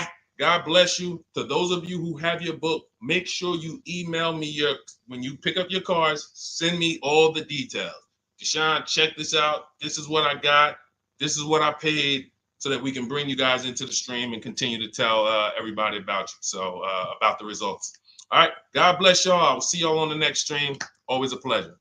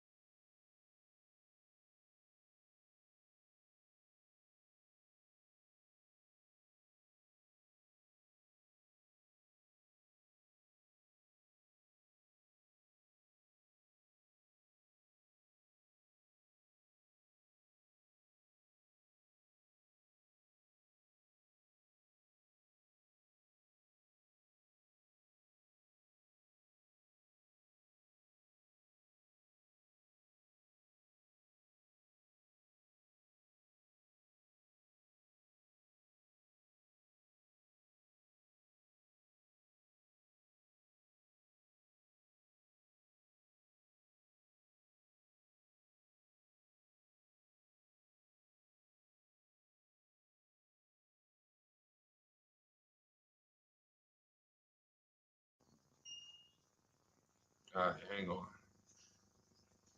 Welcome to Car Shopping Questions and Answers. We are going to be going deep on all your car shopping questions. No question is off limits. And if you don't know me, my name is Deshone the Auto Advisor. We're already up and running on TikTok. We got our first couple questions about to come in, but I need to get back on Facebook because we have to start Facebook, YouTube, and Instagram at the same time, or it's not going to work. So let me it's all good. Stay right there. And I want you guys to start typing your questions. We'll be here for a powerful hour, and I'm just going to go through as many questions as I can in an hour. And we're going to be talking inside stuff. I don't hold back. Some of you know who've been on the stream with me. I do not hold back when it comes to questions and what we do here. So let's just go on Facebook. All right. Hang on. Let me throw the link up. Perfect. Yeah. All right. Okay. We're good to go. Dolan, you can bring the first question in. And let me give a new. Welcome, Facebook. We're on 4 platforms right now going live for car shopping questions and answers. Type your questions in below, and we're going to make sure we get to them. All right. It's not easy getting 4 platforms live at the same time. And we have 2 TikTok channels that we're live on at the same time. So everything we'll be talking about is out of my new digital book, Cars from Home, 7 Steps to Saving Time, Money, and Avoiding Dealerships. I have a special link for you to get a copy at 75% off in my TikTok bio, in my Instagram bio, or in the YouTube or Facebook comments for the next 30 minutes. Let's rock and roll. All right. First question comes from Scott on TikTok. I'm trying to buy a new pickup truck in New Jersey. Not sure how to do it. Well, the first thing we want to do is decide whether we're going to buy or lease.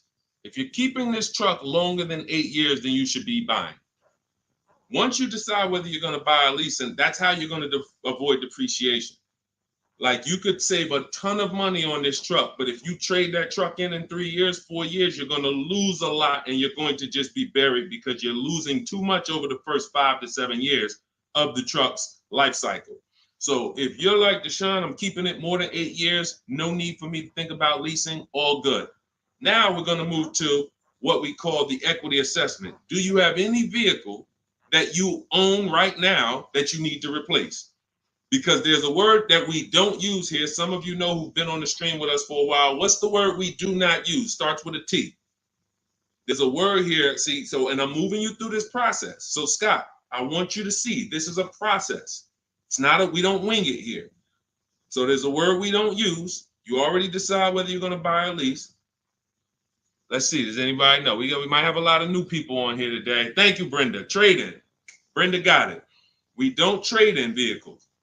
Because again, when we start talking about getting all the money on our car deals, we got to realize something.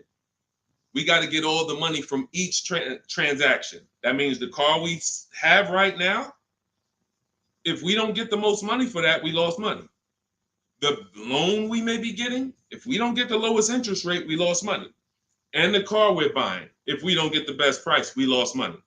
So what we do is the equity assessment. Let me know if you have a vehicle you're going to be replacing. We would make sure we go online, we go to bidders, and we find out the highest bid we can get on our vehicles. Takes us 20 minutes. 6 major websites: CarMax, Driveway, Carvana, Kelly's Blue Book, Instant Cash Offer, Car Gurus, and AutoNation. These are people who are fighting tooth and nail every day to buy cars. So we get bids from them. Now, let's move in. Let's say you don't have a car to replace. Now, what do? Well, let's look at how we're going to pay for this truck. Are we going to, let me turn on airplane mode to make sure I don't get any interruptions. All right. How are we going to pay for this truck? Are we going to buy it cash? Or are we getting a loan? So if we're getting a loan, then we need to see, are there any special interest rates on this truck we're looking at? If there's 0%, if there's 1.99%, that eliminates us from needing to shop for a loan. That's called a subvented interest rate. No one's beating it. So when you guys see like Honda, if a vehicle you're shopping for has a 2.99% interest rate, 1.99, that eliminates us shopping. But there's one parameter we must look at in the fine print. What's the term? Is it for 3 years? Is it for 5 years? If they give us 0% for 3 years, a lot of people can't afford that payment. Interest is great. There's no interest. It's free money. But you got to be able to afford the payment based on the term. Then we move into looking at, is this a quality truck? It's a very important step. Let me tell you what happened. People used to buy Range Rover. When I worked at Mercedes, we had a Range Rover dealer right next door. People come in and get a great deal on a Range Rover, come in, feel like, okay, I won. That truck's in the shop every 90 days. Every 3 months. Lights going off, it's on a flatbed. We had people going in that dealership, literally. Maserati had a couple models, same thing. But there are domestic models too. There are import models. There are Japanese models too that have issues. So what we do is we do a quick search, takes us 5 minutes. Nothing that I'm talking about takes more than a couple minutes. In fact, our entire process to buy cars that I teach, my 7-step system, is 90 minutes to 2 hours. You can get the best, you can get below market deals on any vehicle in no more than 2 hours. So, but we can't get a below market deal and then find out we bought a bad vehicle. That means we lost. So whatever truck you're looking at, you would type that truck into Google and you would type, for example, 2024 Chevy Silverado, and you would type in initial quality. Initial quality, guys, is going to tell us what the data says about the vehicle in its first 90 days. That's initial quality reports. That means when people get it, all the owners, the thousands of owners that are buying this vehicle, what are they saying in the first 90 days? Are they saying the electric, are they saying it's hard to manage? It's too complex. There's issues. Initial quality we look at and we skim Google to see if we see any red flag articles. Then we switch initial quality to reliability. Reliability is what are people saying the first 3 years? Does this vehicle have a history in the first 3 years of having issues? Maserati owners who was buying these Ghiblis and buying things back in the day, the Quattroportes that were having issues, they would have saw that. And they would have made a decision not to buy those vehicles. These things, this 5-minute exercise prevents you from nightmare ownership experiences.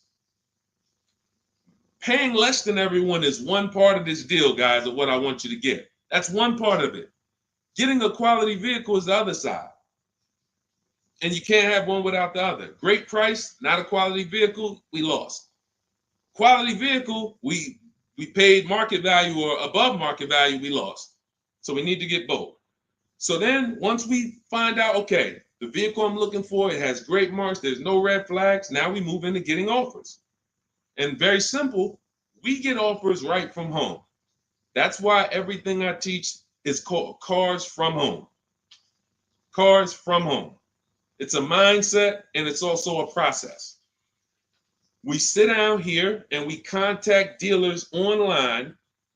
I have something in my book called the 25 to 5 strategy. That means we're connecting with 25 dealers in 20 minutes and we're going to get 5 offers. It is important that you must get 5 offers because 4 of them are going to be overpriced. I can guarantee you that.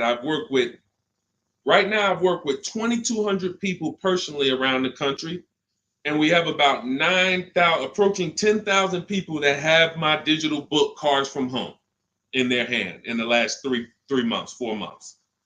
So when we look at the data, not to mention I shop myself, you know what I'm saying? I've used this. I know you may think every dealer has the same price. They're all different. They're all different. That's why your best deal, and pay attention to what I'm about to say. In fact, hit the share button if you're locked in. Share this with one friend because one friend might be out there shopping right now, overpaying. All right. Oftentimes, the dealers that are the closest to you are not going to give you the best offer because they think they own you. I'm going to say that again. When a dealer sees your zip code come in, when I was in the dealer, we used to get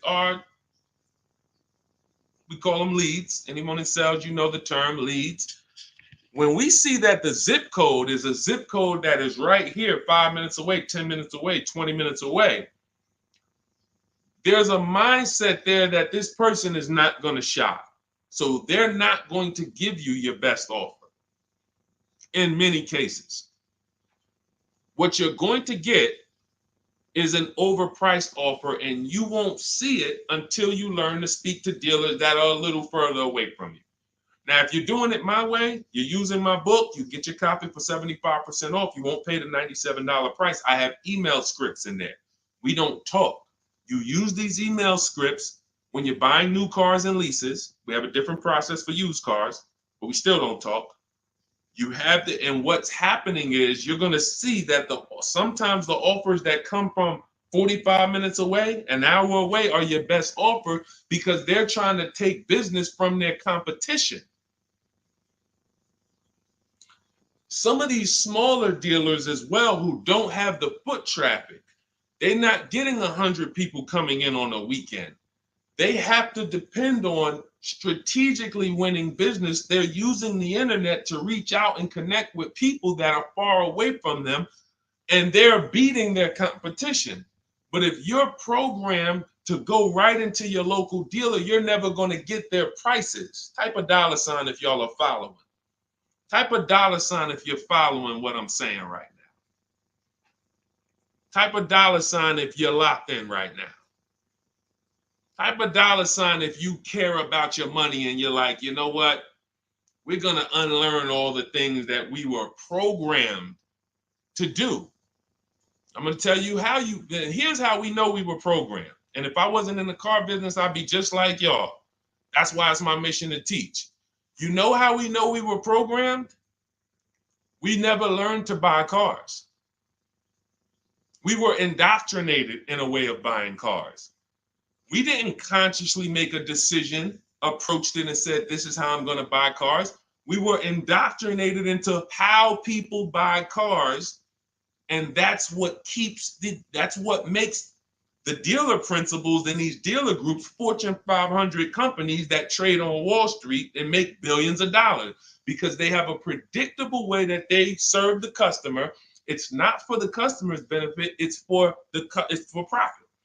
So when you start doing this, and Scott, I just gave you the first 5 steps of our process.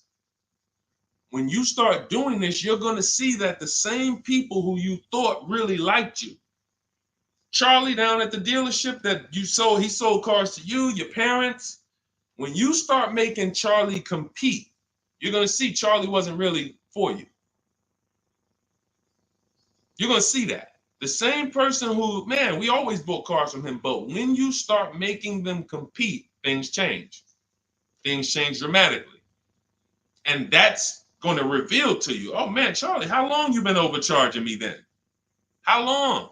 See, because one dealer's best offer is not another dealer's best offer. So it's not like Charlie's lying. When he says to you, hey, listen, Ashley, listen, Miss Whittington, I can't do any better than this. This is our best offer. He may not be lying, especially, you shouldn't be there, but we do this, we never talk numbers in a dealership. But once they say that's our best offer, that's their best offer.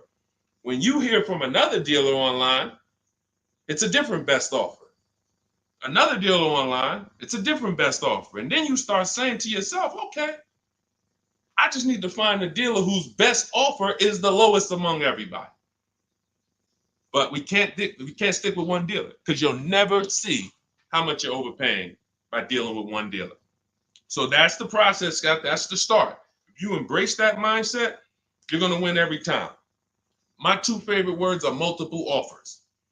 You want to protect yourself from overpaying on anything. I don't care if you're getting your house renovated, multiple offers. Those of you who's not a good negotiator. Before we go to the next question, because I see we got a lot more questions coming, and keep typing them, and Dolan's going to pull in the next one. Before we go to the next question, who's not a good negotiator? Type me. Not a good negotiator. I know we got some negotiators on here. We got a good amount of people, but who's not? You just don't like it. You're either not good at it. You don't like confrontation. It's just not your thing. Who'll be honest and let us know. It's not your thing. Okay, I see you, Brenda. Okay. All right. I see you, Tony. Okay. I see you. Let's go. Okay, we got a bunch of negotiators. Okay, I see you, Michelle. Okay, they're coming in now. Okay. Multiple offers is, you never have to be a great negotiator. If you embrace multiple offers, you never need to be a great negotiator, because what happens when you start getting multiple offers, you're not negotiating with the person trying to sell you something. You're making them negotiate with the other people trying to sell you stuff. Big difference. When you negotiate one-to-one, you're negotiating with a person.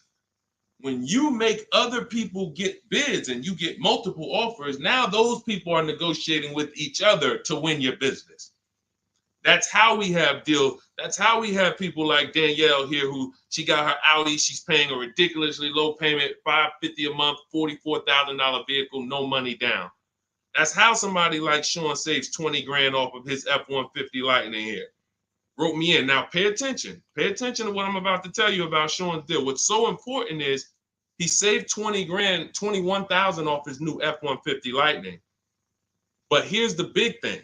When I asked him about the deal, I want to find his post. He said to me, no other dealer, I want you to see this. He has shopped locally. Where are we? I think this is it. Okay, hang on. Okay, I'll tell you what he said. He had to go 150 miles out to get that deal. He had to go 150 miles out to get that deal. So what you're going to see from most people who learn from me, and you'll be this way too, you're driving an hour to pick up your vehicle, but it's a great drive because you know the money you saved. You don't mind driving an hour to pick up your new vehicle when you know that I'm saving $5,000 on this hour-long trip. All those other dealers close to me that felt like they owe me, none of them wanted to make me this offer. But this one deal over here, He's beating them by $5,000. I remember this young lady in California. She was buying a Volvo, and she had to fly. She called me. She said, Southern California dealer made me the best offer. They beat my highest offer in Northern California by $4,000. All the offers I got, the best one in Northern California, this dealer in Southern California beat it by $4,000. I said, so what you gonna do? She said, I just got the plane ticket. It was $70. I said, that's what I would have did. So we have to go to where we're saving the money, y'all. This is a one-time thing. You buy your vehicle from who's making you the best offer. You service your vehicle from where it's most convenient. Two big differences. All right, go ahead, Dolan. Shoot the next one up.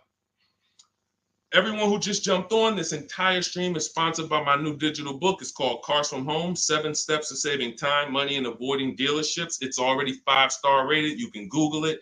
For the next 30 minutes, you can get your copy for 75% off.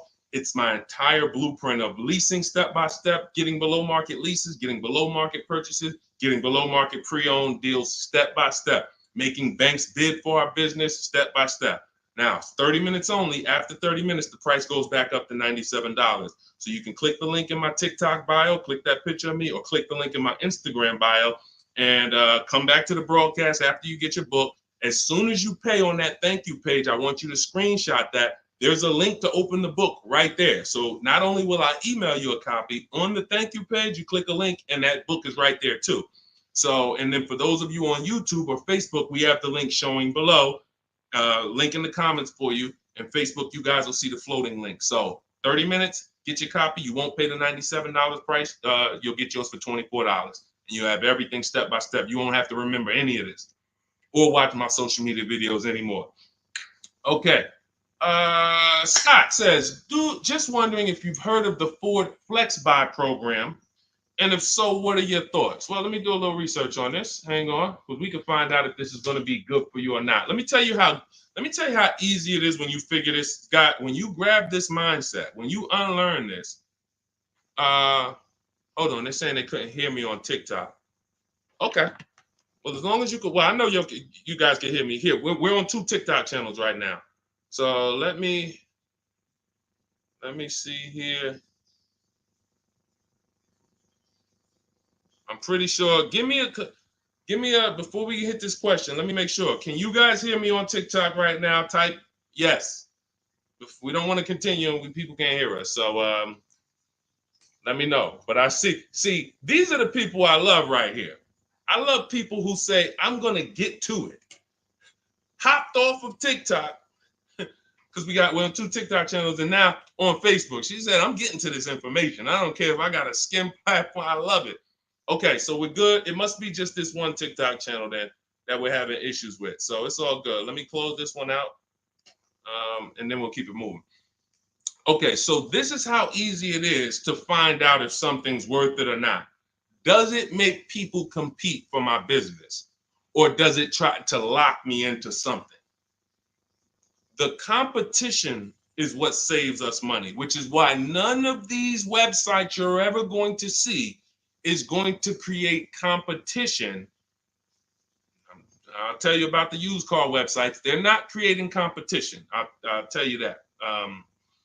See, I don't want to skip this, but let's check this Flex Buy program, and then if we have time, I'll explain to you why those used car marketplaces we shop on, it's not competition.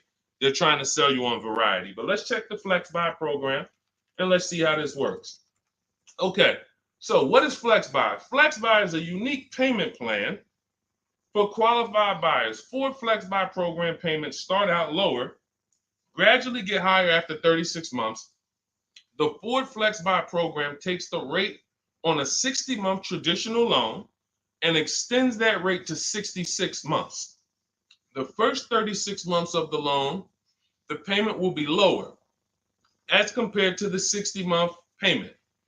The last 30 months of the loan, the payment will be higher than the first 36-month payment. Although every reasonable effort has been made to ensure the accuracy of the information. Okay, hold on.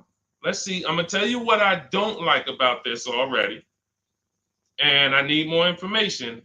If this is in any way adjusting to the market rate. I'm talking about if the bank says like think about an adjustable rate mortgage. Some people have had a fixed rate and some people have had an adjustable rate mortgage. The adjustable rate is good for the lender because the lender says, all right, here, pay this rate that we agree on today, but in 3 years, 5 years, and 7 years on an adjustable rate mortgage, let's talk about what your new rate is based on what the market rate is. If that's in any way like this is trash. Because the banks will say, all right, well, for the first part of the loan, we're going to do one interest rate. And then we'll look and say, midway through, what's the market rate? And if the market rate's lower, great, you win. If the market rate's higher, then you lose. So here's the thing. When we're getting loans, I'm getting ready to explain something to you guys called the bank bidding war. There's so much money in loans, it's ridiculous. That's why there's people who want to loan you money to buy cars. They don't even sell cars.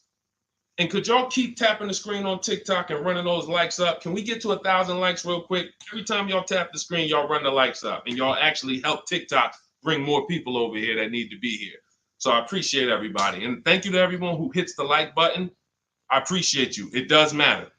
Now, the credit bureaus in the United States allow you to do something called rate shopping. Rate shopping is when you actually let multiple lenders run your credit within a small period of time, and they can access it with a hard pull and it won't drop your credit score more than one hard pull. So let's just say one bank, Bank of America, accesses our credit to give us an offer for a loan. It may drop our credit 9 points because of the hard pull. If we shop within the rate window, we can have 50 banks at credit unions run our credit, and it's going to affect it the same 9 points. That's called the rate window. I haven't heard anyone talk about this. I've been talking about this for literally over 2 years. I think I have a couple big videos that you guys have shared, watched, that talk about how to do this. When you are getting your offers from banks, you want to get them after you've already found your best deal on your car. Because once you get your best deal on your car, you have everything you need now to go to the bank or go online, call the bank and get an offer. Who's had a bank tell them when they call for some type of offer, the bank tells you, well, we need you to have a car first. Who's had that happen? You call and you're coming and you're shopping for you're trying to get a pre-approval or something like that, and the bank tells you, well, we need what car are you buying? We need the car details. Well, that doesn't really make sense, right? I'm trying to get the offer so I could go get the car. But in the case of how we do it, we find our best deal on the car, then we come home and we let multiple banks and credit unions fight it out. Fight it out. Because I guarantee if this Flex Buy program doesn't allow you to shop for your rate and compare whatever rate they're going to offer to whatever rate you're going to get, you're going to lose with that program. And all they want you to do is see that, hey, well, we're going to give you flexible payments. They're trying to hook in people who just like, hey, that sounds good. Not realizing, well, if you just got a rate that was just got an interest rate that was 2 points lower, your payment would be $40 less a month. So interest rate shopping, guys, is extremely important. That's why when you get my book, I give you what's called the Bank Bidding War Blueprint. This is for you guys that are financing. I haven't added that to my book yet because I haven't had a chance to go in and restructure it. Every time I update the book, every time I come up with a new idea or a new website comes up, I update the book. I don't charge you for that. So websites go out of business. Room went out of business earlier this year. Websites go out of business. I'm not going to charge you for each time something changes because we use an online program. But what I did was when you get your book, you get the book, Cars from Home, and then you get the Bank Bidding War Blueprint. All this is the strategies we use to make banks and credit unions bid. I need you guys making people bid for your own sake, for your confidence, for your empowerment, for your experience. You're going to feel like I'm the prize. I'm spending $50,000 here. Why the heck am I begging people to sell me a car? Who's ever felt like they're begging people? Come on, can you take off another 1,000? Come on, can you drop it by $50 a month? Come on. You're begging people. Meanwhile, this is a 5-figure transaction. So when you flip the tables like we've been doing, like all of the people, if you're on Instagram or if you're on YouTube, you can see all of these people. You can see Zafrina, you can see Jared. Look at all these deals. People posting their numbers. Teddy, Rosalie. How does Rosalie get a 65? How much is this vehicle? How much? How does Rosalie get a $60,000 vehicle at $592 a month with no money down? How does she lease that vehicle at $592 when the same daggone Infinity advertisements we see say, hey, come put $5,000 down plus tax and you can pay that price? She did it with no money down. How? Bids. Okay? Bids. All right. Scott, if the program doesn't make people bid, it's no good. I don't care if it's flex buy, X buy, friends and family. If it's not making people bid, it's trash. It's for them, not us. Okay? I think I beat that horse down. So we can go to the next question now. Go ahead, Dolan. Remember, everybody, you have 30 minutes to get your copy for 75% off. Make sure you save my support email just in case you type your email wrong. Sometimes the book doesn't end up in your inbox. Just hit support, send them an email. My team works 7 days a week. Hey, didn't get my book. They'll get you a copy. We want the book in your inbox. We want you using it immediately. All right. This is Lorraine Celine. Thank you. I followed you in your advice on shopping for a used car, and I bought a 2007 Honda Accord at a great price. Thank you for your knowledge and advice. Amen. Congratulations. Enjoy it. Honda's a great vehicle. If you took the steps and made sure you were getting a good one, title, service records, accident history, a great Honda Accord is incredible. Even some of these vehicles, guys, long-term owners, some of you long-term owners, you need to understand which vehicles have the best longevity records. And Honda Accord is one of them. Congratulations, Lorraine. Enjoy it. God bless you. Go ahead, Dolan. Next one. Buying a Porsche Cayenne Coupe, need help. Okay, well, you sound almost like Scott. We started with the process. How many years are you keeping the car? If I could find I don't have time to find it right now. I know why. There's a young lady who came. I want to tell you something how important deal structure is. Who was taught never to lease a car? I want you to be honest. Type me if you were taught never to lease a car. If everyone who's willing to be honest, again, it may sound like some of the things that I'm talking about is bad news first. That's because it is. I have to give you the bad news first, and then we get to the good news. All right. So now I see some misconceptions coming out already. I see Wanda. Okay. I see Black F22. He said you never own it. I want you to understand something about what you just said. If you're a person who keeps that car 8+ years, then you can own it. I'm going to tell you why. Cars depreciate like this. Cars drop in value like this. This is the scale. That's why you buy a car today for $40,000. 5 years later, it's worth $18,000 or $15,000. You're losing value. People care about this. You know who cares about this more than anyone? You guys, you know who cares about this more than anyone? Banks. Banks. Banks don't want to own things that do this.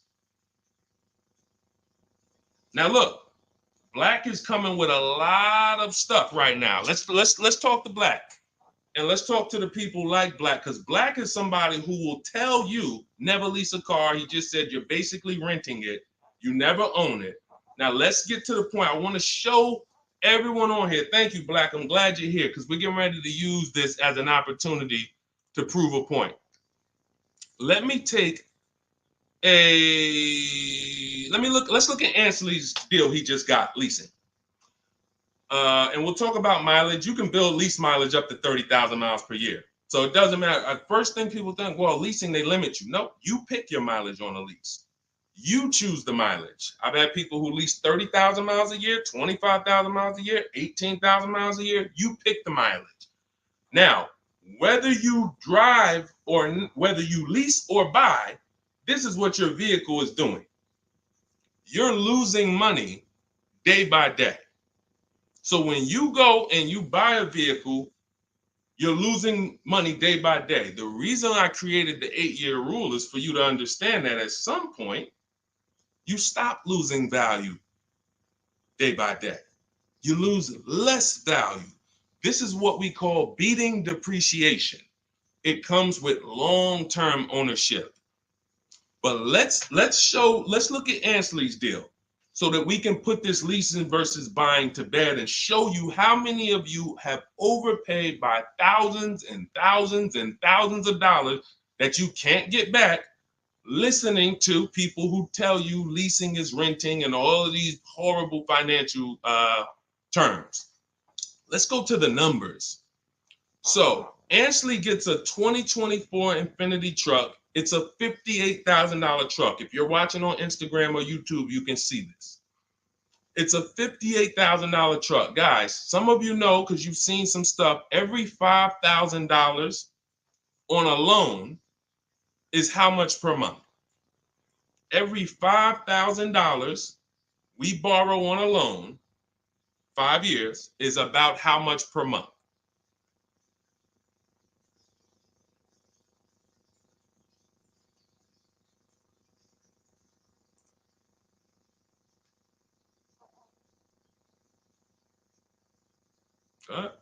Anybody know? Thank you, Michelle. 100 bucks. Told you, shout out to the people who tapped in, locked in.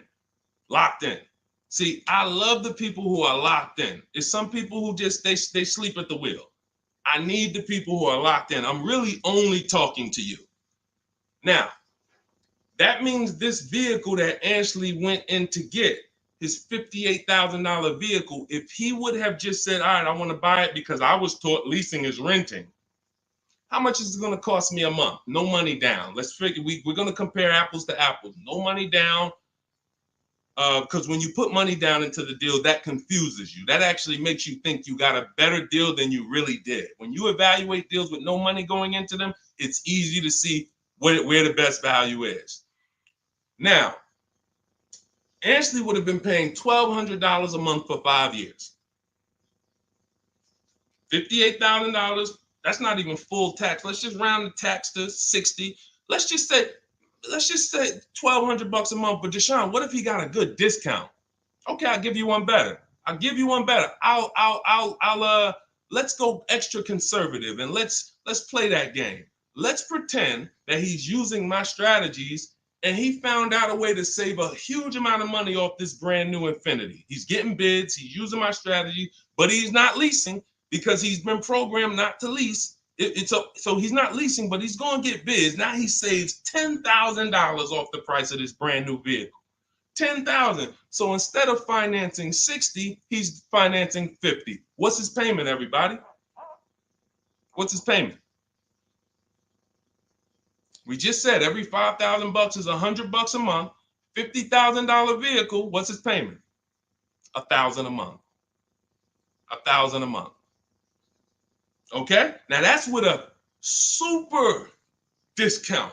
That's with a discount that's like anybody would be happy to save 10 grand. I'm proving the point here that you cannot get a good deal if you buy, but you should have leased. You lost. Big time. Now watch this. He's leasing and his payment is $554 a month. So now somebody like Black, somebody like Miggy over here that agrees with Black, they pull up in their Infiniti truck, right? And they pull up next to you. And y'all are both driving the exact same truck. And you look at them and you're like, hey, man, we got the same truck. Now they're going to say something to you like, yeah, you know, man, it's expensive though, man. It costs to drive this, right? And you're going to look at them and be like, oh, how much you paying? You know, I did a no money down deal. So I know I did all right. I did no money down, but I'm paying $1,000 per month for this. Oh, really? I did no money down too, but I'm paying $554. Wait, you? Yeah. Oh, yeah. I leased this. I drive it for 3 years, then I give it back. Oh, yeah, but I own this. I'm gonna own this in 5 years at $1,000 a month. This mine right here. Okay. All right. Listen. God bless you. Have a good enjoy, man. Enjoy. Now let's go one more scenario. Let's go to the person who says, Deshone, I don't buy used. I don't buy new though. I only buy used. Cool. Let's say you pull up in your new lease that you just got. And again, everyone shouldn't be leasing. That's why step 1 in my book is called the 8-year rule. It's the 8-year rule. If you are keeping vehicles at least 8 years, don't worry about leasing. You're going to beat depreciation. All of that money you're going to pay to own, all the $1,000, all these high payments you're going to pay to own, all this cash that has to come out of your pocket to own, out of your bank account to own, it'll be worth it in the long run. At least 8 years though. And the longer the better. 10, 12, 15, you really want. But less than 8, losing big time. So let's say a person says, oh, I'm going to get a used version. So they find a 3-year-old Infiniti truck just like this, but so instead of paying $60 for it, let's say they find one for $30. Let's give them a good price, good mileage. They think, oh, I'm good. What's their payment, everybody?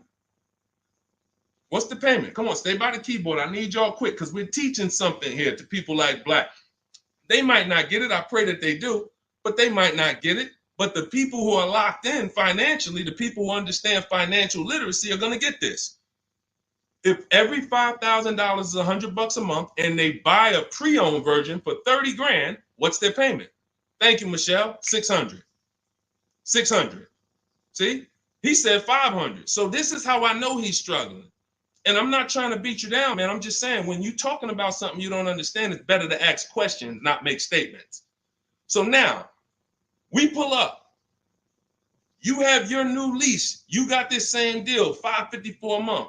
He pulls up in his 3-year-old version that has probably 1 year of warranty left. You both did a no money down deal. He looks at you and says, oh, wow, that's the new one, right? Yeah. This is the 2024. 2025. Oh, yeah, this is a 22. I just got this. I got a good price on it. I paid 30. Okay, cool. What's your payment? I pay 600 a month. What you pay for the new one, man? I know that must be expensive. I pay 554. Wait, what? Yeah, I paid 554 for this. No, you put a lot of money down, right? No, I didn't. I gave him $554. I drove off. It's understanding. That's deal structure. That's why when I came and started teaching 3 years ago, I had to teach deal structure. I couldn't teach people to just go in and buy cars, get great prices. If you get a great price, but your structure is wrong, you overpaid. You're driving cars, you're driving older cars with no warranty. And many of people who've been taught to do this, they never even pay the car off. They trade the car in before they even pay it off. They literally, I used to have people walk into the Mercedes dealer and they look at me and say, Deshone, is that the new version? I'm like, yeah, that's the new one. He's like, I got 3 payments left on this one. As soon as I pay it off, I'm coming to see you for that one. So this is a person who paid these high payments because they wanted to own. They thought they were going to own. As soon as they get their title, it's like running a marathon. Oh, these high payments, these payments are so high, but one day I'm going to pay this car off. And then as soon as you get to the end of the race, you go start another race. It's horrible. It's horrible. And so that's why we don't move into any other step before we get to the buy versus leasing. That's why it's step 1 in my book. So we can sit here all day and compare numbers. There is no comparison to a person who's getting great lease deals versus a person who's buying. It's not even close. We're driving better cars. We're driving, they're usually always under warranty. We're paying cents on the dollar when you know how to get below market leases. I'm not talking about these commercials y'all see. That ain't nothing. We don't pay those prices. None of these people, look, you think Zafrina, who got a Jeep Grand Cherokee lease, and she paid Look, she's paying $527 a month. She's paying $527 a month. Oh no, that's Teddy. Hold on. You think Zafrina, who's paying $579 a month for a $66,000 truck, is ever going to she's not going to let this bad information get to her anymore. She's driving a $66,000 truck. So again, now let me, before we go to the next question, I'm going to just read some things from Black because he's over here typing. And I do want to give him the courtesy of reading because we just used him as a teaching moment. I think everyone learned. If you just got what I just taught about the leasing versus buying, type $sign. Just type $signs. If you got that point of me, see, no one talks to you about payments. They say things like never lease, always do this, always do that. But they never talk numbers. The reason why we go straight to the numbers is because the numbers don't lie. They say men lie, women lie, numbers don't lie. So when we go to the numbers, shout out to everybody. I see y'all. I see y'all. I see you, Wanda. I see you, Tony. I see you, Michelle. I see you, Megan. I see you, Brenda. I see you, Federico. That's the name of the game, is putting your deal on the right foundation so that you know, again, like I said, banks don't want to own vehicles. Think about that. Banks don't want vehicles that are not bringing income in. They don't want a depreciating asset on their books because today it's worth 40, tomorrow it's worth 39,800, the next day it's worth 39,700, the next day it's worth 39,600. That's what a depreciating asset is. They don't want them on their books in the short term. They're in the short-term business. And some of us are in the short-term business too. The only people that are winning long-term with purchases are those of you who keep your cars 8+ years. Because you beat depreciation. All right, so Black said, nah, bro. Okay. Keyword, no money down. You put 10 to 20% down, then it's a different story. You can't make this stuff up. Let's go. You cannot make this stuff up. Watch this, y'all. Watch this. I just compared 3 no money down transactions on the same vehicle. 3. New, used, new lease. 3, no money down. I'm telling people that when you don't put money down, you can clearly see what you're really paying. You can clearly see what you're really paying. Black comes in, he proves our point, which is he's going to put 10 to 20% down. Now he's pulling up next to you in your lease, right? You're $554 a month, brand new, fully warranted, all the latest and greatest features. Now he puts 10 to 20% down on that's $10,000 to $12,000. Think about this. He pulls up and he has a similar payment to you. So he feels like we're alike. He feels like we're pretty close. In fact, he may even feel like he's doing better than you because he's purchasing his and you own yours. I mean, you're leasing yours. But watch this. What about that $12,000 you gave him? What about that $12,000 you gave them? That's how people forget. That's why everything in the Car From Home system, when you get the book, you're going to see everything is about shopping with zero down, looking at offers, and then choosing, do I want to put money down to lower my payment? Money down does not buy your deal.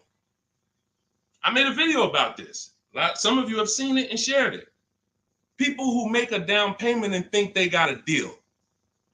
You have a deal before you put your money down, or you don't have a deal.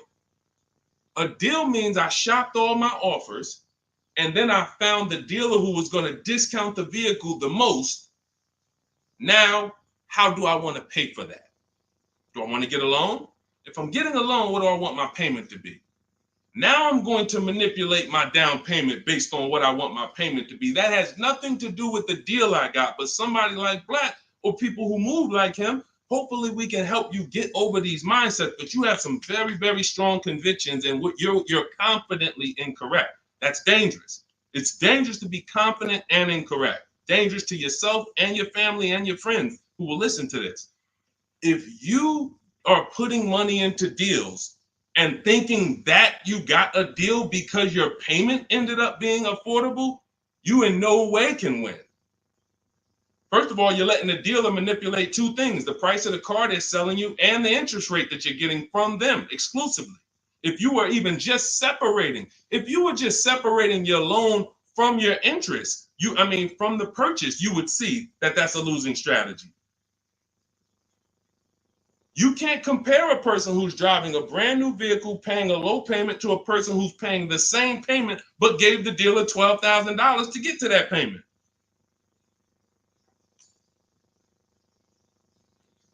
And look, here we go. Now let's get ready for the next question, because Black just said, I believe in the Ramsey rules, not leasing cars, and he's costing you. Now, let me ask you a question. How many years are you keeping your car, Black, on average? And let's just move on from there. We've given you enough, and you've been great. You have been great. I think we have all learned.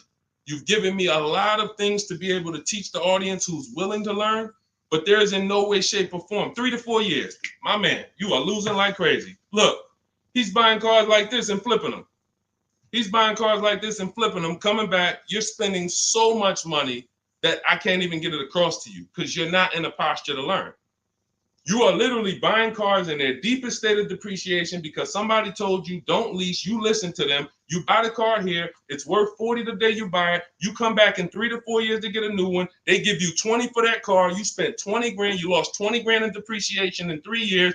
And you just keep doing that because somebody told you never lease cars and you listen to them. The payments I'm showing you, it's not clicking. The fact that the same car you bought for $40 that you're going to get $20 for, you're paying $40. That's an $800 a month payment. You put 20% down, you finance 30 grand. Now that's a $600 a month payment. That same $40,000 car we're leasing with no money down for $500 a month. No money down. You are spending thousands. We can't help you, man. You got to be willing to unlearn it. You are so locked in, So anyway, but I think, listen, everybody who got it, you understand. That is why leasing versus buying is paramount.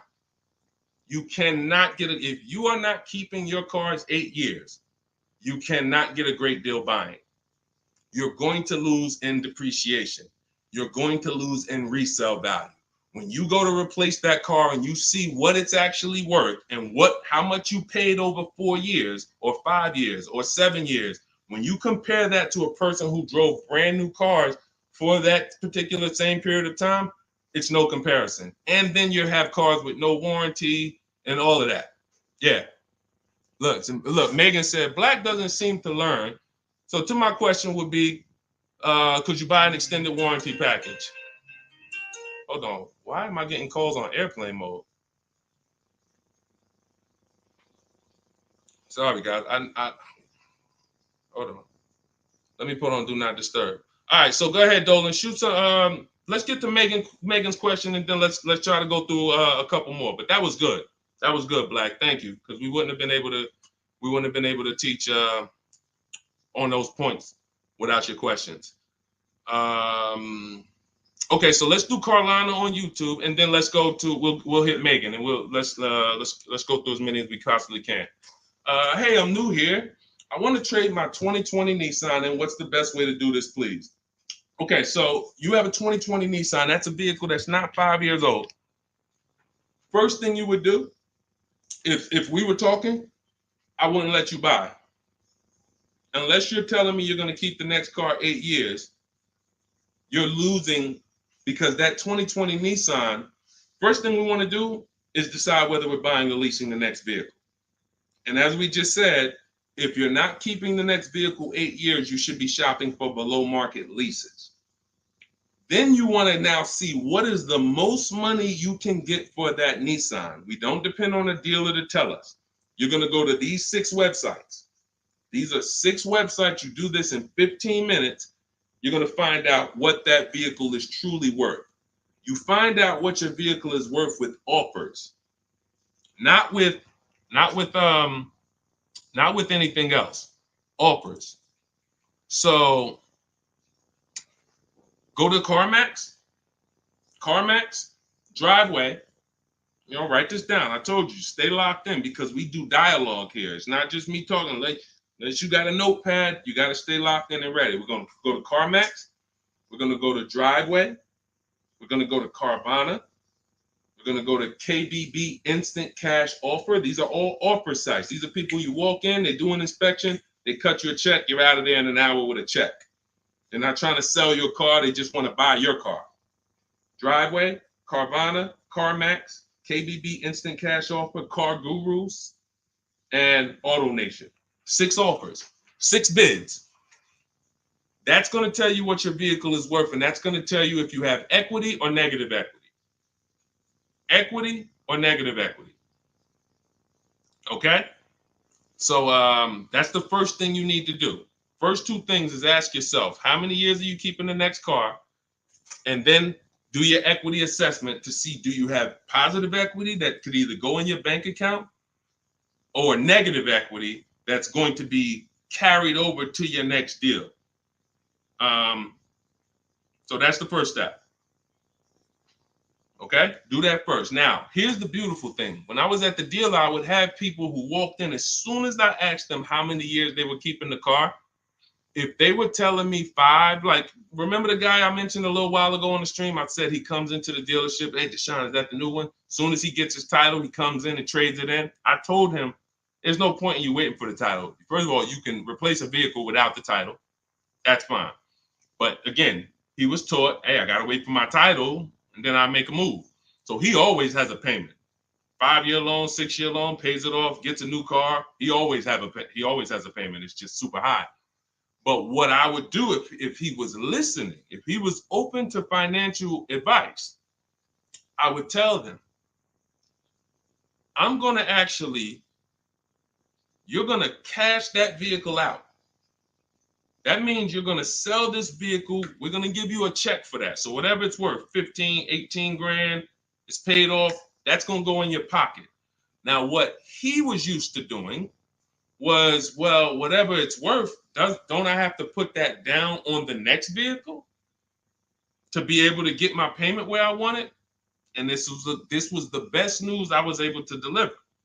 This is why, and if you talk to anybody in New Jersey who dealt with me, this is how I've been. I've been the same way. From the minute I started learning about financial literacy when it comes to cars, I was a consultant educating my clients on how to keep the most money in their pocket and drive the best cars. When he would say, well, I say, are you familiar with leasing? And I would ask, how much do you drive a year? And he would say, I think about, maybe 13, 14,000. I said, let's go look at your old vehicle. We look at your old vehicle. We see, okay, yeah, based on what's on the mileage now, you drive about 14,000 a year. Here's what we're going to do. Whatever your car is worth, you're going to put that in your bank account. Let me show you what a competitive lease would look like. I make him the offer. He's like, wait a minute. This is my payment, and I could drive as much as I want. That's it. You could drive the same amount you've been driving. So I'm paying less than I was paying to own this thing? And you about to give me a check back for 12 grand, 15 grand? Yeah. This is what I want to do for the people who have been programmed that buying cars is how you should do it. Again, long-term owners, you should not be thinking about leasing. But here's how I know you need it in your tool belt, because your daughter may not be a long-term owner. Your spouse may not be a long-term owner. Your friend or whoever may not be a long-term owner. See, typically how you do things is how you teach other people to do things.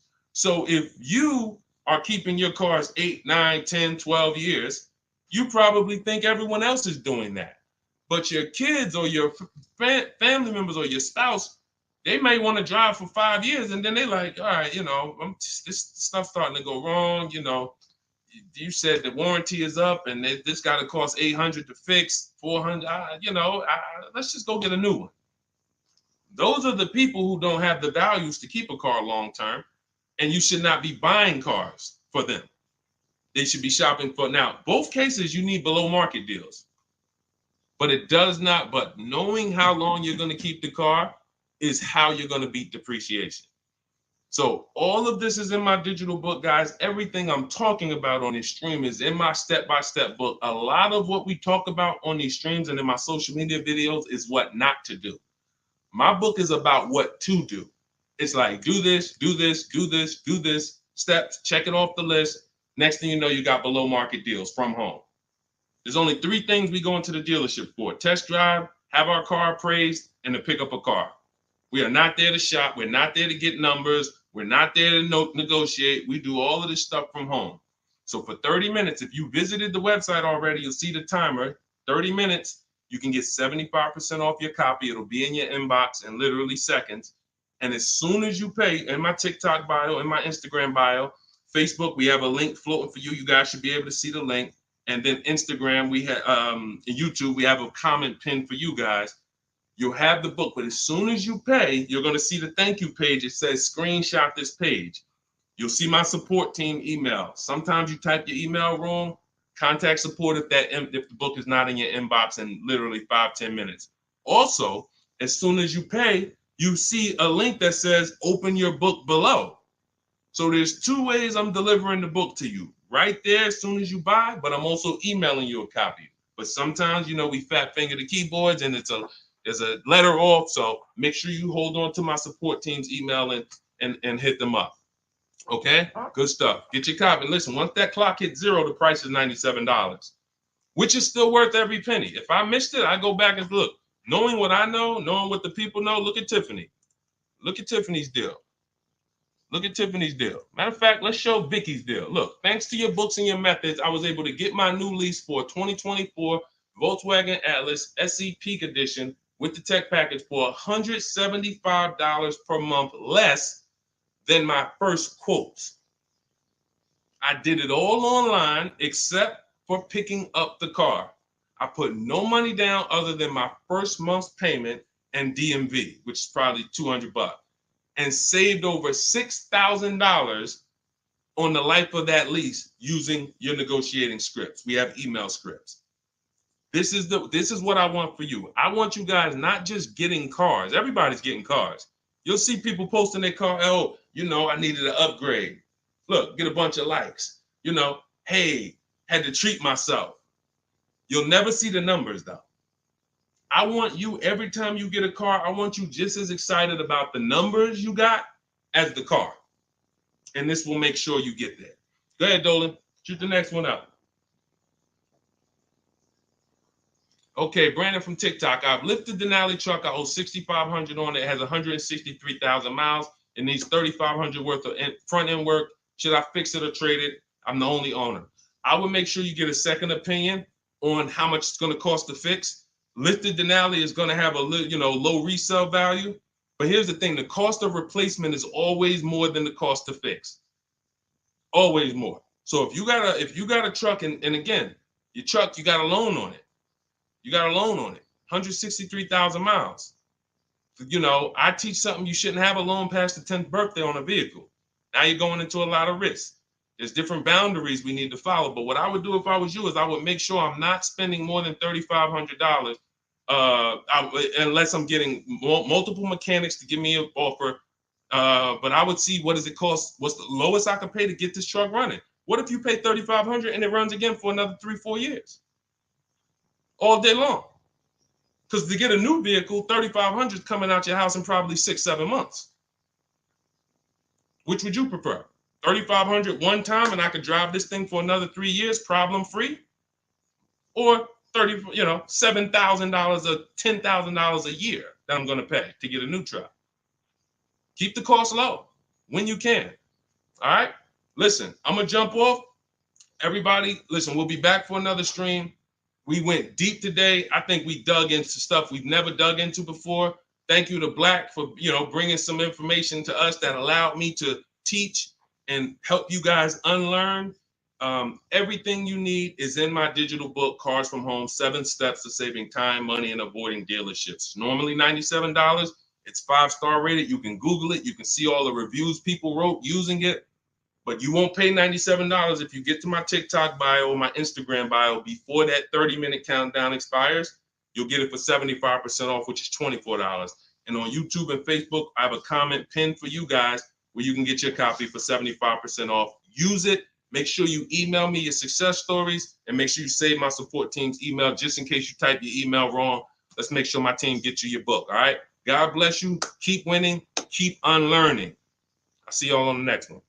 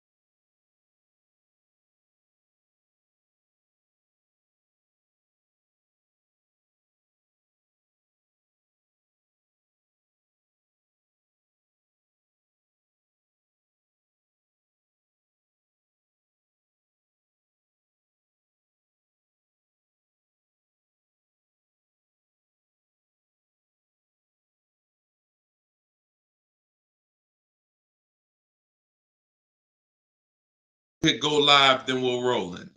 Jasmine from TikTok asks, what do I do when I can't afford the lease after 1 year? Great question.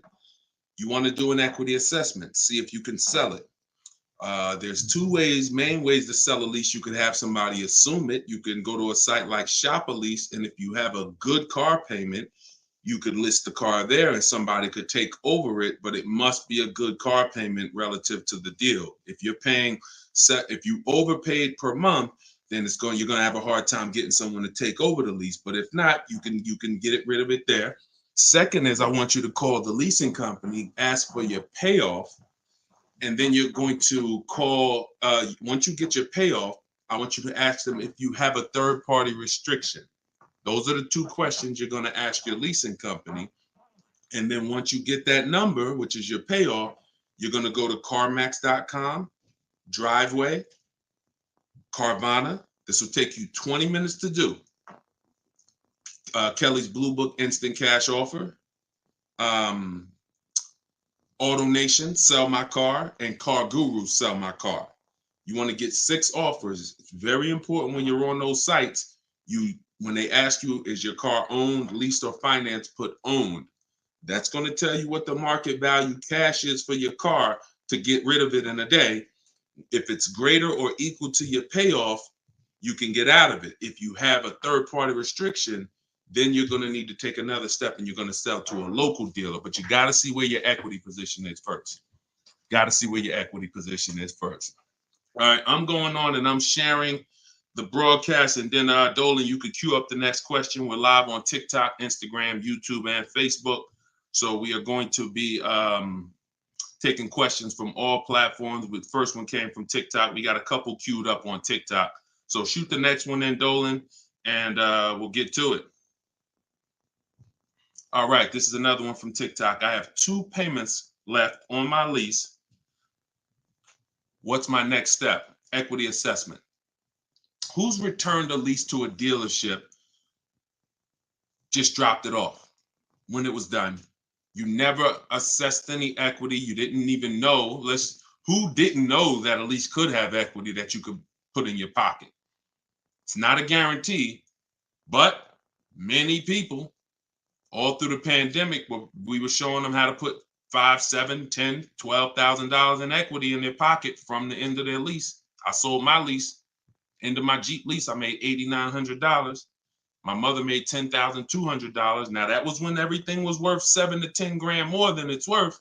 That was when the market was once in a lifetime. But does not mean we will never return a lease without doing an equity assessment. If you've done it, I want you to raise your hand and say, you know what, I turned in my lease. If you ever just dropped it off, you can't do that again. You must know if you have equity, and you follow those steps that I just gave to Jasmine. I think that was Jasmine who asked the first question. That is what's called in my book, In my process, that's the equity assessment. That is what you do. Everything I'm teaching you guys is from my new digital book, Car Shopping for People That Hate Car Shopping, 7 Steps to Saving Time, Money, and Avoiding Dealerships. So every question you ask, when I answer it, it's going to be out of one of those 7 steps. And the equity assessment is step 2. You must do that before you ever return a lease for the rest of your life. A lot of you gave back thousands of dollars to dealerships and you didn't realize you were doing it. They bought those cars, put that money in their bank account when it should have been in yours. Yep. All right. Go ahead. Shoot the next one up, Dolan. All right. All right. This one's from TikTok as well. Let's go. Facebook, type your questions in. YouTube, type your questions in. Instagram, type them in so we can get to you guys. Another one from TikTok. Thinking of trading a car for a newer model. Should I keep the car and just get the new one? It's a good question. What's the benefit of keeping the car? If you were a high mileage driver, then I would tell, let's just say you said, Deshone, I'm driving 20,000 miles. It's in high mileage drivers, I want you to type HM. If you do over 20,000 miles per year, even 18,000 miles per year, just type HM. Regular driver, Jason, what's the benefit of having 2 cars? Its own insurance. You're paying for one when you get your new car. I like to drive that car that I'm paying for. I don't want to be paying for a car and then I got this other car that I'm barely using. But if you are a high mileage driver, then I would tell you keep that car and get you another car. And but how many years are you keeping the car, Jason? How many years are you keeping this next car? Because depending on your answer, it's going to change my answer to you. So this car you're thinking about getting, how many years you see yourself keeping it? Let's start there. Come on and shout out to the sharers. I see y'all running the likes up on TikTok and y'all keep tapping that screen. Just every couple minutes, throw a couple taps. It really helps the broadcast. And I appreciate everybody who's helping us get this message out. I really do. We couldn't do this without you. Let's see if maybe 5 years, then you should not be buying that car, Jason. You should be leasing. And I'm going to break this down for you really quick because some of you know the depreciation curve. And the rule of thumb is when we talk about the hidden money in your car deals, my job is not to just teach you, if you're willing to listen, how to save thousands of dollars by making dealers and banks bid on your business. That's how we make sure we get the best prices. You can't get the best price. You can't make the best deal if you buy, but you should have leased. It's impossible. Because the depreciation curve looks like this, y'all. If you buy a car today for $30,000 today, I give you a car. I'm gonna show you something. I want everybody stay close to your keyboard. I don't want to, when I ask you a question, type as quick as you can so we can keep the dialogue going. If I gave you a $30,000 car right now, put it outside your house, you don't drive it 1 mile, you don't even touch it. We go outside a year later. Is it worth $30,000? You didn't drive it 1 mile. You said, Deshone, I don't need the car, but I'm leaving it here. It's yours. You don't drive it 1 mile. Is it worth $30,000? No. So that's your first intro into depreciation, the unseen expense. Let's go a little deeper. If you put 10,000 miles on it, it's worth less, right? If you put no money in it, if you put no mileage on it, it's already lost thousands. If you put 10,000 miles on it, it's worth less, right? High mileage driver, let's say you put 20,000, it's worth less, right? Now what you're seeing is the expense you've been taught not to see, which is depreciation. It has nothing to do with car payments. It has everything to do with that. We've heard people say, oh, cars are depreciating asset, cars are depreciating. What does that actually mean? I'm showing you what that means. I'm showing you what that means. When you're buying something that goes down in value, you have to look at when it's going down, when is it losing its most value, and your goal should be to avoid replacing it while it's losing the most value. How many of you have a car outside right now, outside your house? You've had it for at least 8 or 9 years. Type the number of years you've had it. If it's more than 8, don't type 3, don't type 5. For those of you who have a vehicle outside right now and it's been in your home, in your household for at least 8 years, I want you to type the number of years. All right, we got Jason 10, we got 13, we got 8, we got 20, we got 14. Okay, so we got 10. This is the leasing versus buying question, and there's nothing more important than this to the foundation of your deal. Because if you choose wrong, you cannot get a great deal. And if you're new to this, then lock in for the next 5 minutes, and you're going to understand why. The people, those of you who said, Deshone, wow, Jazzy's 20 years. The vehicle, the value of your vehicle right now, isn't it going to be about the same a year from now? Everybody who just typed, look at and I want y'all to pay attention. If those of you who are like, Deshone, I never keep a car, you might be saying, looking at these numbers and saying, Deshone, I would never keep a car that long. It's not for me. It's not in the cards for me. It's not my style, not my habit, not interested. Perfect. Pay attention. 12, 20. So all of these people, your car will be worth next year about what it's worth right now. What does that mean? That means you have avoided the depreciation. You've won. The depreciation curve normally looks like this the first 5 to 7 years, but it starts to get like this the longer you keep the car. So now all of you who have answered, all of you who are watching them answer, their car depreciation curve looks like this now. It's not losing much value anymore. If you don't get to that level, there was no point in you buying the car because you're replacing it here. There's only 2 ways to go to avoid this type of depreciation. Car was worth 30, now it's worth 10, 7 years later. It's only 2 ways to avoid that type of hit. One, you're going to keep it long term. If that's not you, you should be shopping for aggressive leases. Not these leases you see in the car, in the commercials, come pay $4,000 down and all of that. These are not deals.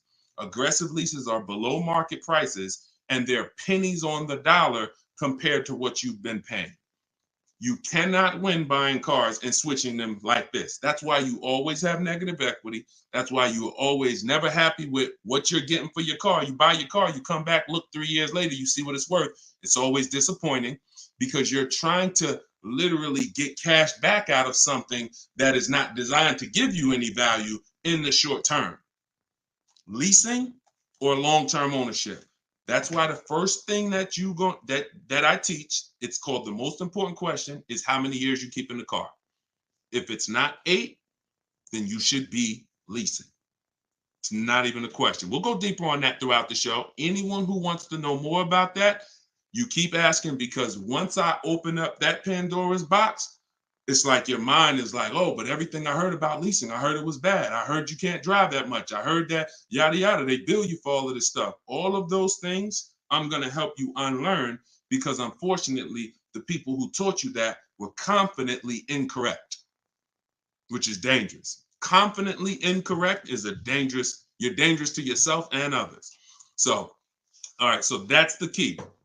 That's the key, Jason. Don't think about buying if you're not keeping 8 years. You're going to overspend. And we'll talk more about that throughout the broadcast. Feel free to ask follow-up questions.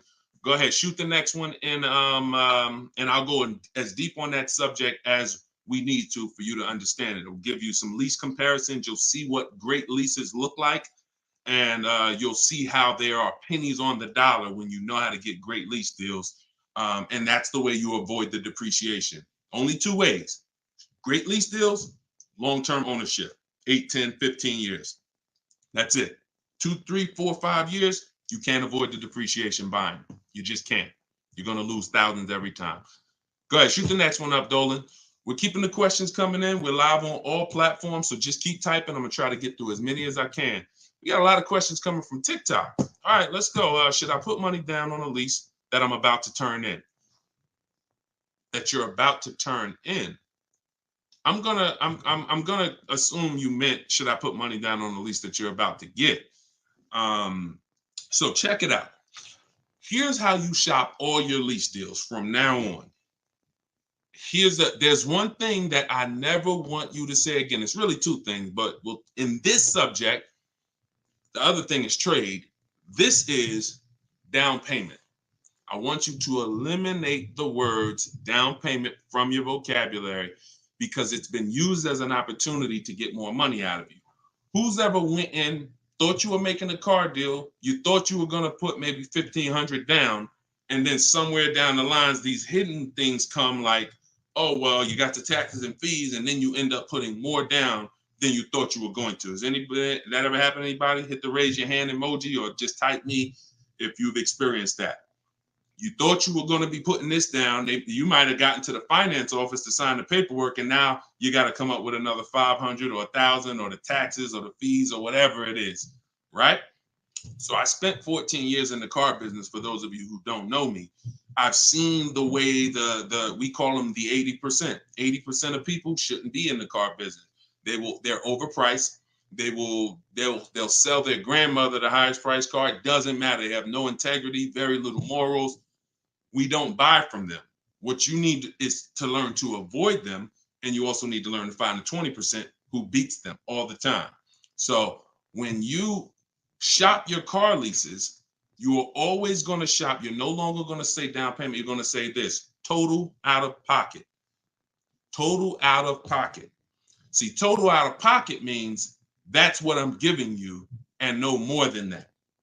You'll see the difference. Down payment can be, that's my down payment, but what about my taxes and what about, so that gets convoluted. When you start using, hey, I'm only doing this total out of pocket, it's hard for them to switch it up, especially when you're adamantly aware of what that means. This is all the money that I'm putting out of my pocket. You could also say do it signing, but total out of pocket is probably more of a universal term. You shop your leases with 12,000 miles. Now, who was taught they limit you on the lease miles? Who was taught they only give you 10,000 miles? Because this question from TikTok, the person's asking, should I put money down on a lease? So I want to tell you how you always want to shop your car deals with no money down. That's what's confusing you. What's confusing you is when they mix the down payment and start throwing monthly payments, you are now not aware of what you're truly paying for the car, what you're truly getting. And so this is why you use what I'm telling you, you shop my way. You're never going to shop with down payments. That doesn't mean we don't put down payments down, but we do not get offers and we're not out there shopping with down payment money. Okay? So, all right, I see it's happening to you, Fouché. So you're going to get your offers with first month's payment, total out of pocket, taxes and fees in the payment, 12,000 miles per year. Once you do that, I teach in my book, I have a new digital book. It's called Car Shopping for People That Hate Car Shopping, 7 Steps to Saving Time, Money, and Avoiding Dealerships. I teach a strategy called the 25 to 5. We're going to connect with 25 dealers. We're going to get 5 offers. We do not make a decision without at least 5 offers. Because once you see, thanks to everybody who's supporting the broadcast with the gifts, I appreciate that. Once you see how different the offers are, you're going to realize you're going to see how much money is in multiple offers. You must get 5 offers because 80% are overpriced. Don't try to change these people. Don't question, oh, listen, why are dealers like this? Why are the 80% overpriced? Listen, Jim Rohn used to say, don't sign up for that battle. Why does the sun come up in the east and, in the east and set in the west? Like, don't sign up for that. Some questions are not worth asking because they mean nothing. Just know that's what it is. Expected. 80% are going to be overpriced. This is why you are not going to get your best deal walking into a dealer anymore. You're going to sit at home. You're going to decide what you want. We call that shopping, not buying. This is step 4 of my process. We have 7 steps. Step 4 is shopping. And then once you decide what you want, you're getting it from home. 90 to 100% of your new car transaction and your leases should be done from home. That's where your power is. That's where you have the power of leverage. That's where you have the power to make multiple people compete for your business, which saves you thousands of dollars. I'm going to give you tons of examples. This works every time. How do we know? It's the way we buy everything else. Everything we buy in life, we go into the grocery store, we need spaghetti sauce. You need laundry detergent. It's a bid. You may not be aware, but I'm going to make you aware. Everyone is bidding for your business. Hey, look over here, Prego. Hey, this brand, Classico. Hey, we're on sale this week. Hey, we have the best. Y'all see what I'm talking about? Everything that we buy, especially expensive items, but even low price items, companies are competing, except in car dealers. They've trained you. They've trained me. If I wasn't in the business for years, I wouldn't know, to focus on one place and think we all have the same pricing. They made you think Nissan, we're a Nissan dealer, we're all the same price. So you might as well not even go anywhere else because we're all the same price. No, we're not. No, they're not. So when you start shopping multiple offers, you can do it by phone. I like to use email. I like to do everything copy and paste by email. But when you start getting multiple offers, you're going to truly see where all the hidden money has been, and you'll see how many of these dealers are overpriced, which is going to just make you say, from now on, I'm definitely shopping online. So but you need to do it correctly. There's some information you must give a dealer in order to get quotes online. And most of you don't know that. That's why you're having problems getting quotes, because you're not giving the dealer what they need to get quotes. So we'll go deeper on this throughout the show. But this is what we're talking about, y'all. This is all in my book. In my book, you have the 7 steps laid out. You could cue the next question up, Dolan. And for our launch, you can get it for 75% off. The book's normally $97, but for our welcome offer, our launch, I said, you know what? We're going to do 75% off for 30 minutes. So when you go to my TikTok bio, you click that link. There's a button that says, get my new book, 75% off. You get yours. You won't pay the normal $97, but it's only for 30 minutes. Once that timer goes down, you go back up to 97. Same thing on Instagram. It's in my Instagram bio. And then we're going to put the link here for you guys here on Facebook and YouTube. All right, go ahead. This one's from Instagram. If I'm keeping a car under 8 years, I like y'all using this 8-year rule language. I like that. I like what I'm seeing, y'all. Y'all really this is really absorbing. If I'm keeping a car under 8 years and will definitely go over the miles, how do I lease cost effectively? You choose the right miles. You never. I was at Hyundai. And I experienced most of what I'm teaching, I learned through being in the dealerships and just watching, paying attention, asking questions, seeing bad situations, and then asking questions to make sure I could help people avoid them. I was at Hyundai. I was a manager for 6 weeks there. And this guy came in and he was returning a high mileage Hyundai lease. It was the first one that I had really saw that I could remember. He brought it back. It had 70-something thousand miles on it.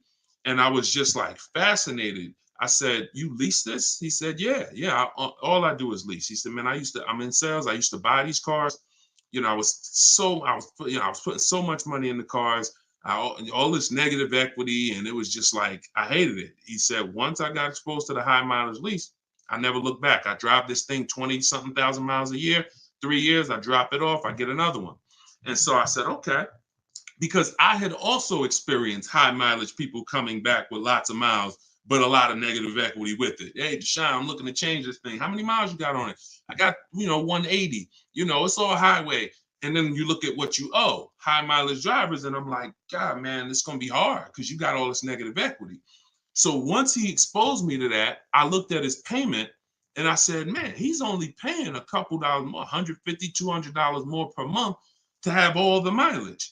That $150, $200 a month is a lot less than the depreciation hit that he's taking. Again, going back to the unseen expense.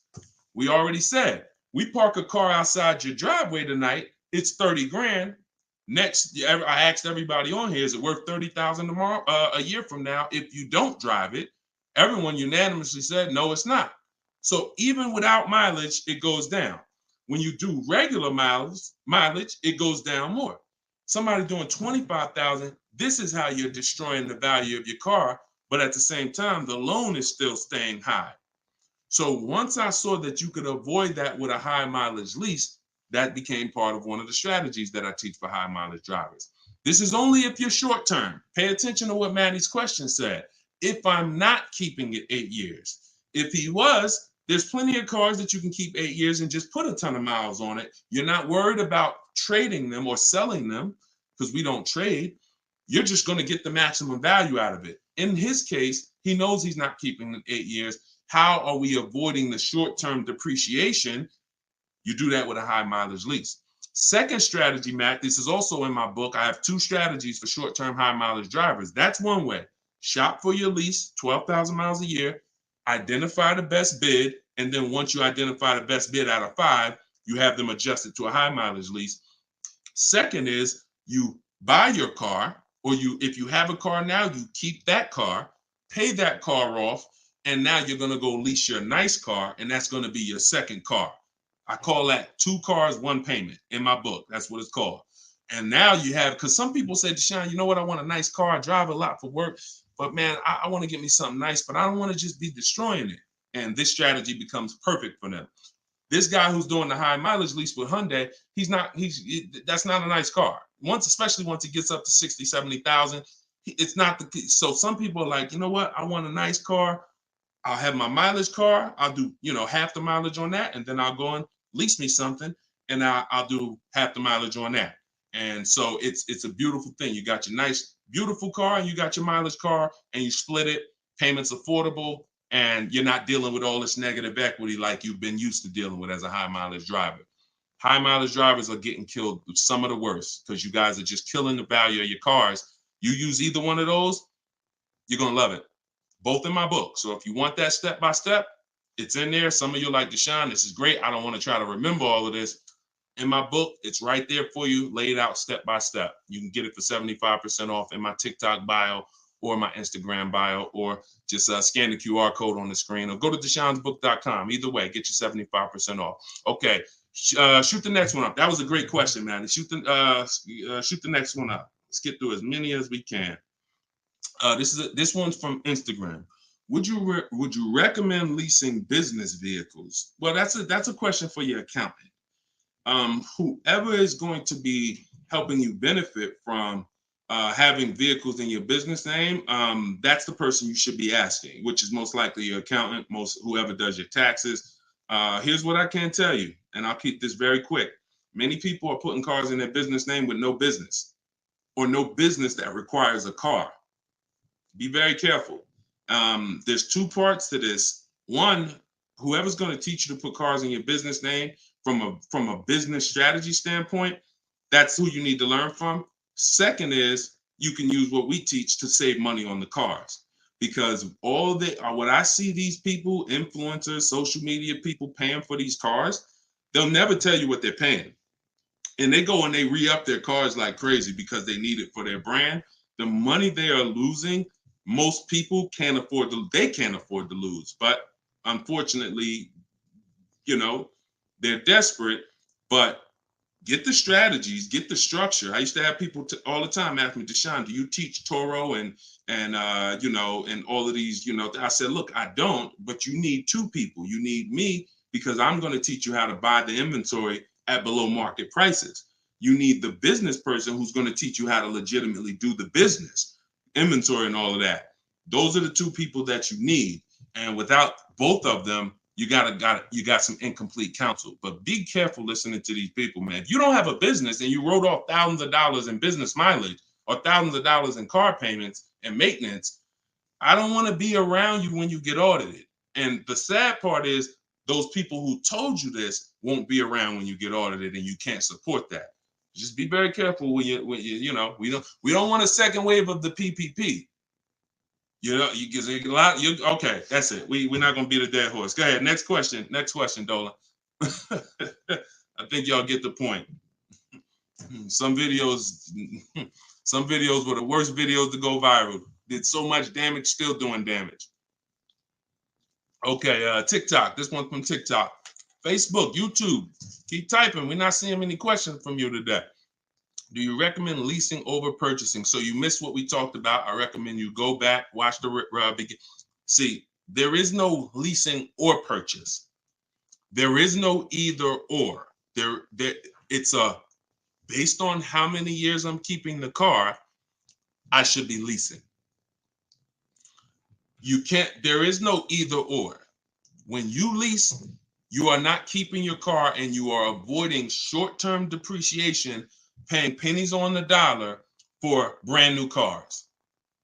That's not going and paying what they have advertised or walking in a dealership and say, hey, work me up a lease deal. That is not what I'm talking about. When you add up the payments from doing that, you're going to see you overpaid. You probably broke the 1.5% rule and you paid too much for a car you're giving back in 3 years. What I'm talking about is aggressive lease deal. Look at this. Give you an example. I'll give you an example right here. So, and this one, I love to use her because she was in the middle of the pandemic. Middle of the pandemic, people were out here buying Kia Tellurides for just $5,000, $10,000 over sticker. Bonita got hers in 2020. She got a 2023 Kia Telluride, put $600 down, and that was her car payment every month for 3 years, $600 on a almost $47,000 Telluride. Why is this so important? Some of you know, you may have seen the video, how much is every $5,000 in a car purchase price? How much is that per month on a loan? Every $5,000 is how much per month. So we're going to compare Bonita's incredible lease deal she got to someone who bought this same vehicle to show you that if you should have bought, but you lease, if you should have leased, but you bought, there's no way to win. It's over. $100. Good job. So that's clicking in. Ronald, great. $100. So whenever you look at a car, you look at a $10,000 car, your mind should automatically say that's $200 a month. 5-year loan. $20,000 car, $400 a month. 5-year loan. $45,000 car, which is about what Bonita got, that's a $900 car payment. So there's people driving this car. We're not even taking into account the taxes and anything like that. That'll put it up probably about 40. Actually, that'd be put it about 50. For her truck was 46, taxes and fees, call it 50. It's about $1,000 car payment for 5 years. She's paying $600. This is why there's no comparison. And sometimes your mind may play tricks on you. Yeah, but it's more than that. Is it? If you and I both drive out the same lot, same exact vehicle, you're paying, we're not putting any money into the deal. See, I want to make sure I keep you on track when you're not, neither one of them are putting any money into the deal.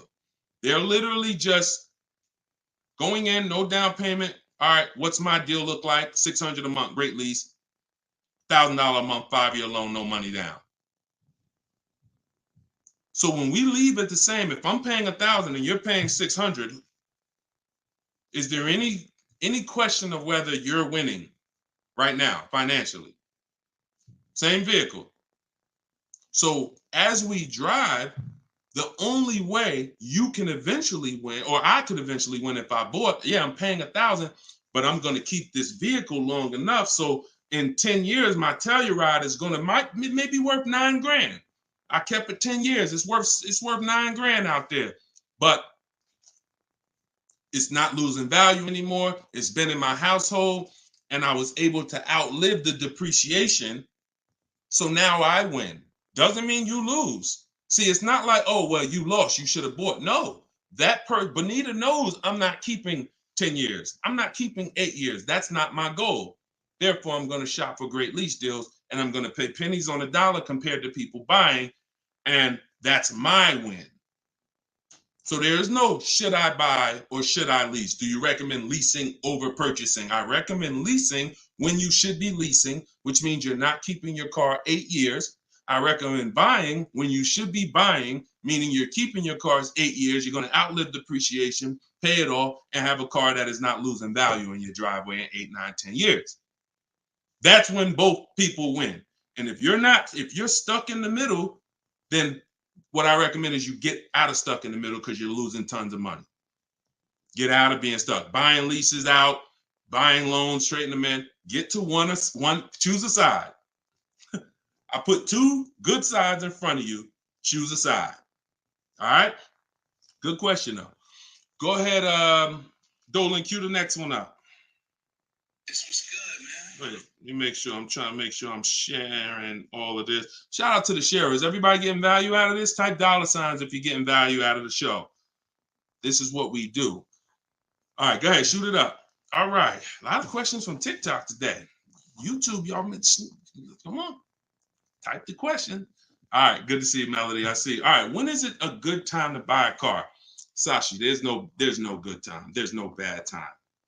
Dealers have to make deals. See, I want you to not believe the marketing. What I want you to also do is I want you to pay attention when we do these shows. Pay attention to I don't want you shopping in an emergency situation unless it's an emergency. What does that mean? If your car was totaled, stolen, then it's an emergency. You got a couple days, no problem. You can use what's in my book. You can get bids. As long as you get multiple offers, you won't overpay. If you have your back against the wall, that's going to happen every now and then. Multiple offers is the key. If anybody had to go buy a TV right now, I said, look, you got 48 hours, you got to get a 100-inch TV, and you got to get a great deal on it. Is anybody worried about overpaying for the TV? Anybody on here? In 2024, is anybody worried? Dad, man, I only got, back in the days, it might have been like, oh, shoot, 48 hours. That might not be long enough. But you know where to go. Amazon.com, BestBuy.com, Walmart. I'm going to find the best deal on a TV. What I'm telling you is that's the same way you approach car buying. The more you do it the way you shop for everything else, the more you're going to see, oh, this is a lot easier. I'm in a lot more control. I eliminate buyer's remorse. So so even if your back is against the wall, if you're shopping, buying, you still should be getting multiple offers to make sure you're getting the lowest in the market. I'd say at least 5 because 80% are overpriced. Now, if you have time, then what you should be is in the market early. I teach something called 2 dates. The as soon as date, no later than date. As soon as date means soon as you can make a deal. Don't look at offers until you can make a deal. Don't entertain it's a waste of time. You might say, Deshone, I'm waiting to get this promotion at work in May. Then I'm a car shop. Should I look at deals now? Makes no sense. You can watch the market, but it makes no sense to entertain offers because you're not in a position. So as soon as you could accept an offer. Now that might be today. Then no later than date. That's the deadline. The gap in between that is your leverage. What does that mean? The ability to say no. See, you're about to start shopping in a way where you can say no, and the people that are walking into dealerships usually have put themselves in a position where they can't say no. So they're walking in saying things like, I need a car right now. My lease is up. If your lease is up, call, get a free extension. You shouldn't be shopping with your back against the wall. They're walking in saying things like, man, nobody has cars. That's because one dealer they walked in didn't have cars. Maybe they went to a second one, didn't have the color they want, and they're like, man, nobody has cars. They're broadcasting that energy, which is actually that's going to cost you. When car salesmen take it from me, I was in there every day of my life for 14 years. Not every day, we had days off, but when you say things, we're trained to hear them. No one has cars. That means the price just went up. If I have a car, you're going to pay more for it. This is what the 80%, this is how the 80% think. It's a mind game. So you don't want to be there. You want to be at home. And when you have the ability to say no, now here's what you do. You reach out to dealers for your offers and you're telling them, hey, I can make a deal right now. This is what I'm looking for. But I don't need a car until July 3rd. See, that's power. That means, hey, if I got a car coming next month, I can talk to this person about it. Most times a person walks in, they need a car this week, next week. That means whatever's on the ground, that's all we can talk to you about. But when a person has been proactive in shopping, which is what I want you to do, which is what I'm going to teach you to do, it's all in my book, and it's everything you'll hear me talk about, is when you have the luxury of time, it benefits us. We make our contacts. A dealer might say, look, I don't have a car right now, but I got one coming in 6 weeks. Is that good for you? Yeah, give me an offer. Absolutely. Now, we don't talk.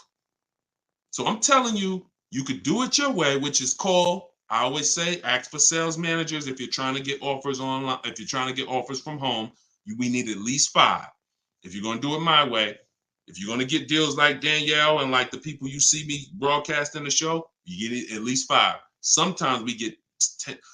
I think somebody we showed the other day had 10 offers. So the point is, if you have the luxury of time, you want to use it. Don't be sitting here saying, man, I really can make a deal now or 3 months, but no one knows that. And then you wait until you only need to make a deal in a month. Now you start contacting dealers. You've given away some of your leverage. And if you're shopping for a used car, you can watch the market. When you start looking and you can see, man, I've been watching these cars for 45 days. I see the prices. When I first came, the low side of the market was like 26. Now I see that low side is about 24, 25. So these are things you can't do when you're shopping when you need a car. So there's no good time to buy a car because dealers want to make deals throughout the month. But there is a bad time if you've used up all your leverage. And if you've used up all your time, then you must do multiple offers or you're going to get killed. Sorry to say, there's no other way to say it. If you don't know how to shop multiple offers and you walk in needing a car in 2 days, you are going to overpay.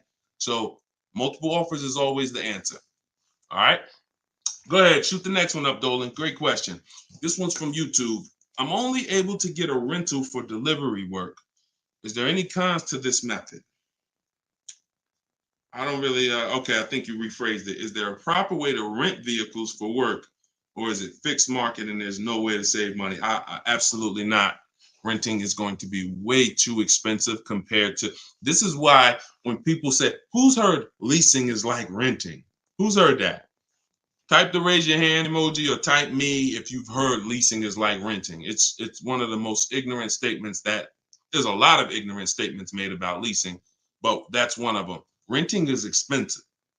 Renting, you don't get a lot for your money. It's usually a short-term thing, 1 day, 1 week. You know, maybe if you had an accident, cars total 30 days. It's not meant to be long-term. So what I would tell you is if you were renting a vehicle, I would tell you try to go on Turo, try to find somebody who's willing to rent to you, possibly on a long-term basis where it's not going to be as expensive. Because I'm guessing if you're renting, there's a particular reason for that. But the money you're going to pay in renting, you should probably put some of it to the side, try to get you a car, cash, Facebook Marketplace, something to get out of that cycle and start to rebuild. In my book, I have a strategy of plan B, plan C for bad credit, where, you know, you can talk about cash, you can talk about buy here, pay here, even buy here, pay here, if done right, is better than renting. When I was 20, my second car, actually, my first one was a $500 car. And after I got a buy here, pay here Chevrolet Cavalier. It was, I put $1,500 down. I paid $50, I think, a week. And I paid off the car in a couple months. That car lasted me 6 years. So the key with buy here, pay here is to make sure you're getting a great car, a quality car, but renting, that if I had to rent a car and I'm in a position, I would try to find somebody on Turo, the lowest price per day, and then see, hey, if I did a long-term per month rental, how much would you give it to me for? I try to work that out, see how that works. All right. God bless with that. All right. Next question, Dolan. Shoot it up. We're getting a lot of questions, so I'm going to try to move faster through the answers. This one's Facebook.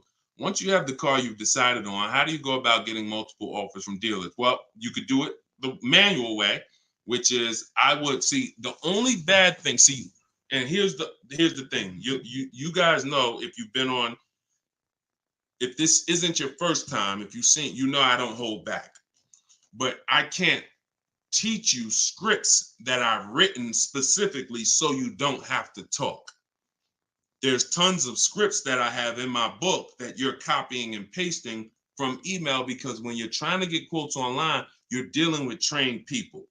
And unfortunately, those trained salespeople are dealing with untrained customers that are not giving them what they need, not giving them the information. So 9 times out of 10, they assume anyone online doesn't really know how to shop online. they're defensive and they're not even going to give me what I need to make them an offer. That's why I keep trying to get them to come in. So when we do our copy and paste, we're giving them what we need. And that's the only reason I say I can't explain that to you. The only way to use that, like, all right, there's scripts for everything. There's 3 levels of contact when we're contacting online. This is my 25-to-5 strategy. You're using this for new cars and leases, not used cars. Different strategy for used cars. New cars and leases, you're using my 25-to-5 in the book. And what that is 3 contacts. First, we got to let the dealers know what we want. We contact 25 dealers online with a copy and paste template, tell them what we want. We need to tell them what we want. We need to tell them what our deadline is as soon as we can buy a car, which would be today, because we don't contact if we can't buy today, and then our deadline. And now you're going to have responses. Hey, when can you come in? Hey, when can I? Hey, when can we have a phone call? Hey, whatever. So because I used those scripts, I was able to write responses. I had to use those same scripts. Hey, Mrs. James, thanks for the inquiry. Hey, when we have I'd love to help you with this. I have a car. What would be better for you for us to talk? 1 p.m. or 4 this evening? I had to use those scripts. So I was able to write the responses to them. So we copy and paste. Now, the key is whether you're doing it that way or whether you're calling, the first key is, do you even have a vehicle I'm interested in that matches what I want? So in that initial contact, we're telling them exactly what we want. Color choices. Hey, I'm open to black, blue, gray. I'm open to a sport model or a touring model. I'm open to this. Like, this is what I like. You have to tell them that, or there's no way for them to search the inventory and get you and even see if there's a match here. So once we do that, that's your first thing. Do you have a car? Now, the benefit of doing the 25-to-5 is we're shopping out of 25 dealers' inventories. So we're giving ourselves the absolute best shot of finding something where we don't really deal with, oh, I went to this dealer, they didn't have a color I want, they didn't have the trim I want. If we contact 25 dealers and there's no inventory, that means they're either in between model years, which means, okay, maybe the 24s got sold out, 25s haven't come in yet, we're on that bridge, or it's a rare car, hasn't come in yet, or it's a very rare car. See, that's different than you believing the car is rare because you visited 1 or 2 dealers. Once we contact 25, if the color, we're reaching out for a pink one and the dealer is saying, hey, we don't really have that color, that's when we know. So shopping out of 25 dealers, we get the best shot. We're trying to find who has a car. Second thing we're going to do now is we need to send a quote request. When we send our quote request, we're telling them what we want. If we're buying, we're looking for all cash price because we're not doing taxes. We want a bottom line price. And we're getting that from at least 5 to 7 dealers. Because when you shop correctly, remember this, when you truly have shopped multiple offers correctly, you're going to see at least a $3,000 to $5,000 difference from your lowest offer to your best offer. I've been working with people around the country. We're 2 million followers. We have 1,700 people we've worked with personally since 2021. That is the consensus. 3,000 to 5,000 bare minimum. And in fact, some of you who are looking for higher price cars, you look at somebody like Kimberly. Kimberly used multiple offers. Her Maserati she was shopping for, she picked it up a little while ago, $86,961 vehicle. They offered it to her for $66,261. Deshone, that sounds crazy. She saved 20 grand. Actually, 20,700 on that offer. So now you never can pick. You don't know where the bottom is. She didn't go in saying, if I can't save 20 grand, I'm not getting it. That's not how we go in. We go in, we do multiple offers, and we let the bottom reveal itself. We don't choose the bottom. All right. So once we do that, we're getting our quotes, and there's going to be a lot of people who try to stop that. Hey, we only do business in person. When can you come in? So you need scripts to respond to all that if you're going to do it fast and shop like we shop, 60 minutes, 90 minutes. But if you're going to do it manually, then you can call sales. You can ask for sales managers and try to get them that way. But do not make a decision before you see at least 5 offers. 5 to 7 offers. Nobody who's listening to me will ever buy a car without seeing 5 to 7 offers, new cars and leases. Never. Too much money at stake. All right. So that's how we do it, Damon. That's the intro. And that's the only reason why I can't go deep on my 25 to 5, because it's totally internet based. We do it 60 minutes. So everyone who's like, Deshone, I want to use that. It's in my new digital book, Car Shopping for People That Hate Car Shopping. You can download it in my TikTok bio. You get it for 75% off as part of our launch. And it'll be in your inbox in 5 minutes. Same thing with Instagram. Go to my Instagram bio. You got 30 minutes before it goes back up to $97. Get your 75% off. And I'll post a link. Cue the next question up, Dolan. I'll post a link again for you guys here on YouTube and Facebook. Here's the emergency link. All right. This one's from Facebook. We got another question from Facebook. Hey, I'm in the USA, originally from Canada, and no credit in the USA as yet. Should I buy a used car with cash or a new one? What I'm afraid they'll give me a high rate. What do you think best option? Hey, if you got the ability to buy a used car cash, that's what I do. I'd get a great car, spend as little as possible on it, Facebook Marketplace, because I'm not looking, if I can, to go into a high interest loan when I can get me a car and then I can build my credit. I want you to follow Haley, somebody named Shonda Martin. Her brand is called Road to 750 Plus. She's very similar to me in that she does these Q&As all the time. She's live. She's a genius. She's clearly studied for many, many years to understand. And even me using her thing, her strategies, I've added at least 80 points to my credit just from things I didn't even know. Like, and the real person who's an expert is going to show you where the blind spots are, things you didn't know. And that's what Shonda is. Some of you may follow her. She's amazing. Yeah, Cavante said, yeah, she's amazing. She is. So follow her. But yeah, I would be looking to get something inexpensive, point A to point B, little as possible. Make sure you find wherever you live, ask around who's the best mechanic in town. Ask like who does everybody know in town that, you know, fixes cars, just a good guy, good woman. And you find them and you say, look, I'm about to go pick up a car. I'm gonna buy it privately. Well, can I pay you, you know, $100 to inspect it for me? Get yourself an inexpensive car, and that'll give you the ability to be on the road. At the same time, you have the ability to have the time to invest in your credit. So when you're ready to make a power move where credit's concerned with a car, be it leasing, financing, you're good. All right. But if you go buy a car overpriced interest rate, it could really set you back. It can really set you back. It's happened to too many people. Great question. Cue the next one up, Dolan. Great questions today. YouTube, should I buy a car cash or do I get a loan? It's a great question here. A lot of great questions. This is a matter of, look, nothing that I teach is really one size fits all. That's been the problem. 8-year rule, absolutely. If you're not keeping 8 years, that is one size fits all. That's why it's called a rule. You should be leasing if you're not keeping your cars 8 years. If you're buying, you should be keeping them more than 8 years. But when it comes to the cash or loan, here's what I've experienced. And the people who pay cash or don't pay cash, this is kind of what weighs it for them. What are they doing with, what are you doing with your money? Is your money making you money? If your money is making you money, I would have people come in the dealership, clearly had the ability to pay cash, because I would ask them, you know, so how are you paying for the car? And they say, you know, I'm thinking about, you know, writing a check for it, but I'm, you know, what are the rates? And if we had a special interest rate from the bank, like 0% or 0.99%, 1.99, 2.99 even, they'd usually take the bank's money so that their money could keep making money for them.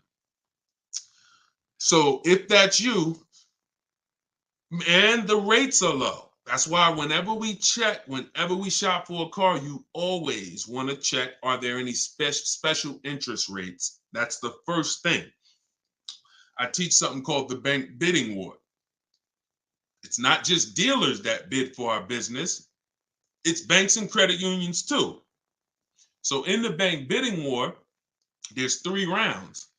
The first round, though, is checking if there's any special interest rates, because if there is 0.99 or 1.99, no one's beating that. Therefore, the rest of the rounds are non-applicable. So if you can use the money cheap, that's when you use the money and you let your money keep working. Now, another person, a different person, Deshone, I'm not really investing my money. You know what? I just kind of like to keep things to a minimum. I got my cash over here. Okay, then. I would still, if the money was cheap, consider it, because we could be coming into days where cash on hand becomes a little bit more important. But it's really about the cost of the money. If rates are high, 6, 7, 8%, 9%, 10%, then you want to put as much down on these cars as possible. If you're buying them, you want to put, you want to pay them off if you can, because the money is expensive. So it really depends on the cost of money. People, when the cost of money is cheap, they benefit from that, and I would think that those principles will work for anybody, and that's, you pick and choose which one of those situations fits you. But if you check the special interest rates, that usually puts it to bed. You see 0.99, it ain't no reason. Why would I? The bank's basically giving you free money to use. You can keep your cash on hand and still get the car. So I know some people don't believe in that. They don't believe in interest, but here's the thing. There's something called opportunity cost. Interest is not the only loss. When you're talking financially, opportunity cost is important. When you put 30 grand in a car and it gets you, we already talked about this. Cue up the next question, Dolan. Depreciation curve. When we start talking about financially making decisions, a lot of people see, if I put 30 grand cash into this car, what is my cash worth in 6 years? $30,000 car, what is it worth in 6, 7 years, y'all? 12, 10. So what's the return on that cash? It's not even positive. It's not even neutral. It's negative. So these are all the things that is like, okay, you go over that, what I just said over the last 6, 7 minutes, and you choose what makes sense for you. But I'm never going to give you one size fits all formulas. That's what has failed you. Always do this. That's what has failed you. Go ahead. All right, this one's from TikTok. What's the best way to purchase a car once lease is over? Why would you want to? All you're doing. All right. Let's talk about buying our lease out. And I'm going to keep this quick because some of you know that I'm adamantly against this unless you're keeping the car 8 years. Because sometimes we look at our leases, right? And we say, oh, it's, should I buy my lease out? Here's the question. Should you lease again or should you buy a used car? When you are buying your lease out, all you are doing is buying a used car. That's it. When you look at it that way, it's going to become more clear to you. It's your car. You don't have to go search for it. You do need to make sure it's a great price relative to the market, but that's all you're doing, buying a used car. So the question becomes, should I buy a used car or should I lease? And when you realize that the 8-year rule, breaking it, is going to continue to lose you money and put you in negative equity, you won't buy your leases because you don't plan to keep them again for another 8 years. I'm gonna tell you how I found this out to be horrible. Guy walks in the dealership. I'm looking at the car that he has. He says, "Okay, I'm looking to trade this in, get me something new." I said, "Okay, how many years old is that?" "About 5 years." "Okay, cool. How long you had it?" "I had it since it was new." "Okay. All right, you know how much you owe on it?" "Nah, I don't know." Now that's not a good sign, because if a person tells you they've had a car for 5 years, and they've had it since it was new, wouldn't you think it was almost paid off or paid off, right? If that makes sense, type of dollar sign. If a person said, you saw them, they like, yeah, I had that car 5 years. I bought it. I've had it since it was new. Shouldn't it be almost paid off or either paid off, right? So when he said, I don't really know what I owe, I was like, okay, no problem. We'll call the bank. We'll find out. All right. So I have the used car manager look at his because everyone who's in this position, I'm going to tell them about leasing. So I'm looking forward to that, because once I tell them about leasing and I show them the numbers and like, hey, you keep trading these cars, look how much you're going to save. And some people will come in and their car was paid off. And I'm like, good thing is whatever that car is worth, you're going to get all that back. You're not putting it into your deal and using most of it as a down payment. So I've literally changed people from financing or buying to a lease, giving them a check back for their whole car that they was coming to use as a trade, and they get a check for $12,000, and then they leave with a lease with no money down or little down, and they're like, yo, this is great. So I'm thinking I'm about to lay this out for him.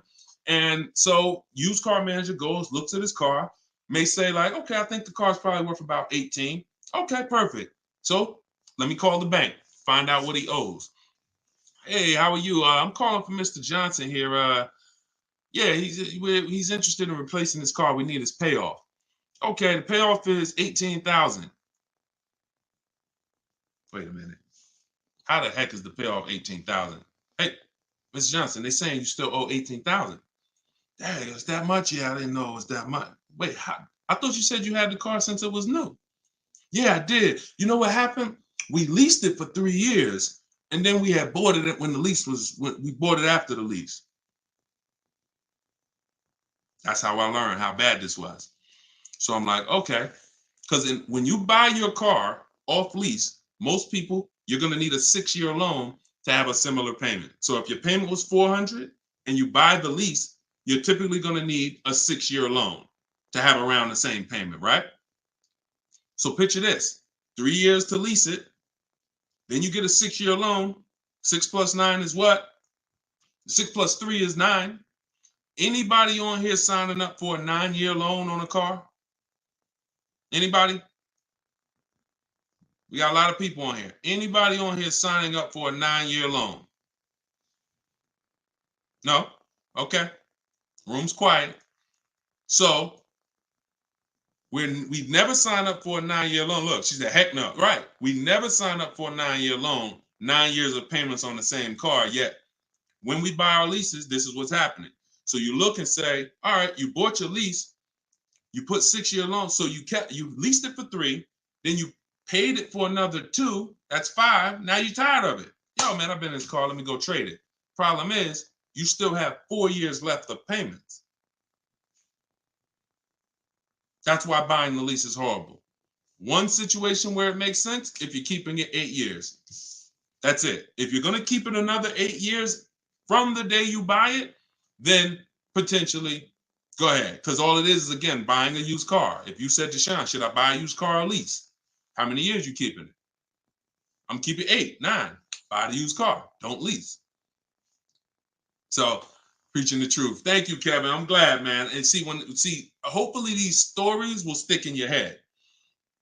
So when you encounter these situations, you know, when someone says to you, hell, man, I'm thinking about buying a lease, you'll never forget the story.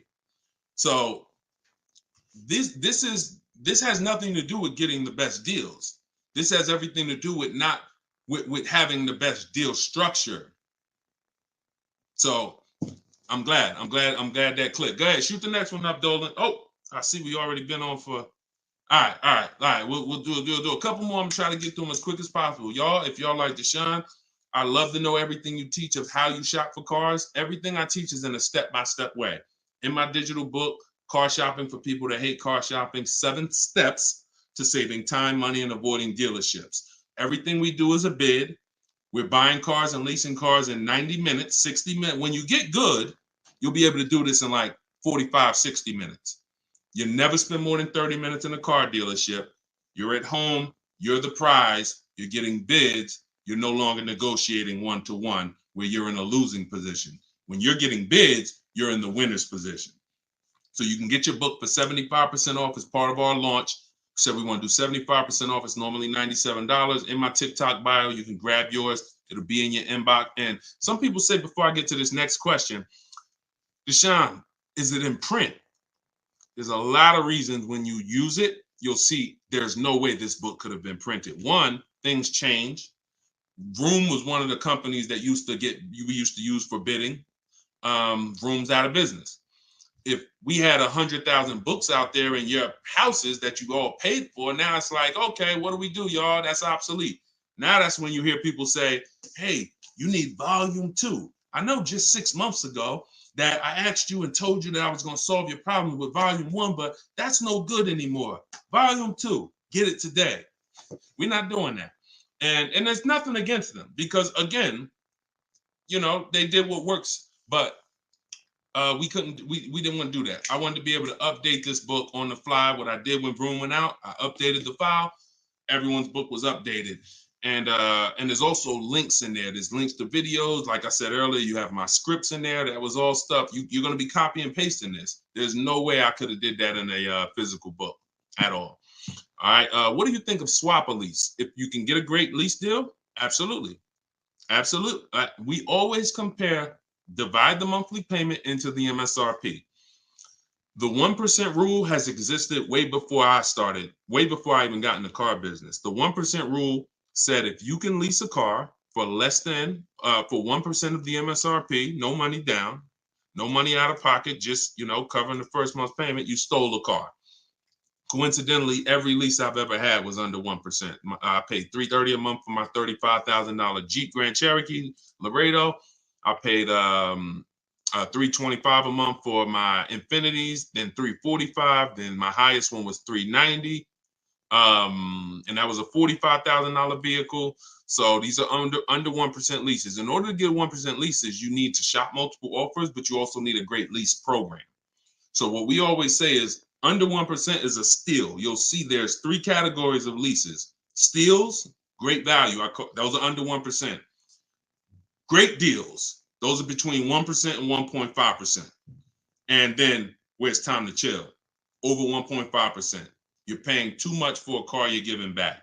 So if I was taking over someone's lease, I'm judging it by the same thing. Leasing is a value play. How much car can I drive for that payment? It's the ultimate way. The lower that percentage is, the more you've leveraged your money into a great car. So yeah, I'll check swap a lease. Definitely. Go ahead, shoot the next one up, Dolan. This one's from TikTok. Can I sell a leased car? Who didn't know you could sell a leased car? Type me. My cousin left me his 2020 Toyota Highlander with 2,000 miles, so I need to get out of my lease. I don't need 2 cars. Okay. Equity assessment. Call the leasing. Matter of fact, I'm not going to repeat it because I already talked about this at the beginning of the broadcast. So after the broadcast, go to the YouTube page. You'll see it. I think it was either the first or second question. So within the first 10 minutes, I talked about how to do the equity assessment. You're going to follow that process. And this is all in my book. If you're like, Deshone, I don't even want to watch the video. Is that in the book? Absolutely. Because everything I'm teaching you is out of 1 step in my 7-step process. So the equity assessment is step 2. After we decide leasing versus buying, that's step 1. That's the most important question. Foundation of your car deal is, did I lease when I should have leased? Did I buy when I should have bought? Once you pass that, now if you have a car to replace, you need to do an equity assessment to see, do I have equity? Am I at a break even, which means I can get out? I'm not going to make any money, but that's fine. I can get out. Some people got a lease.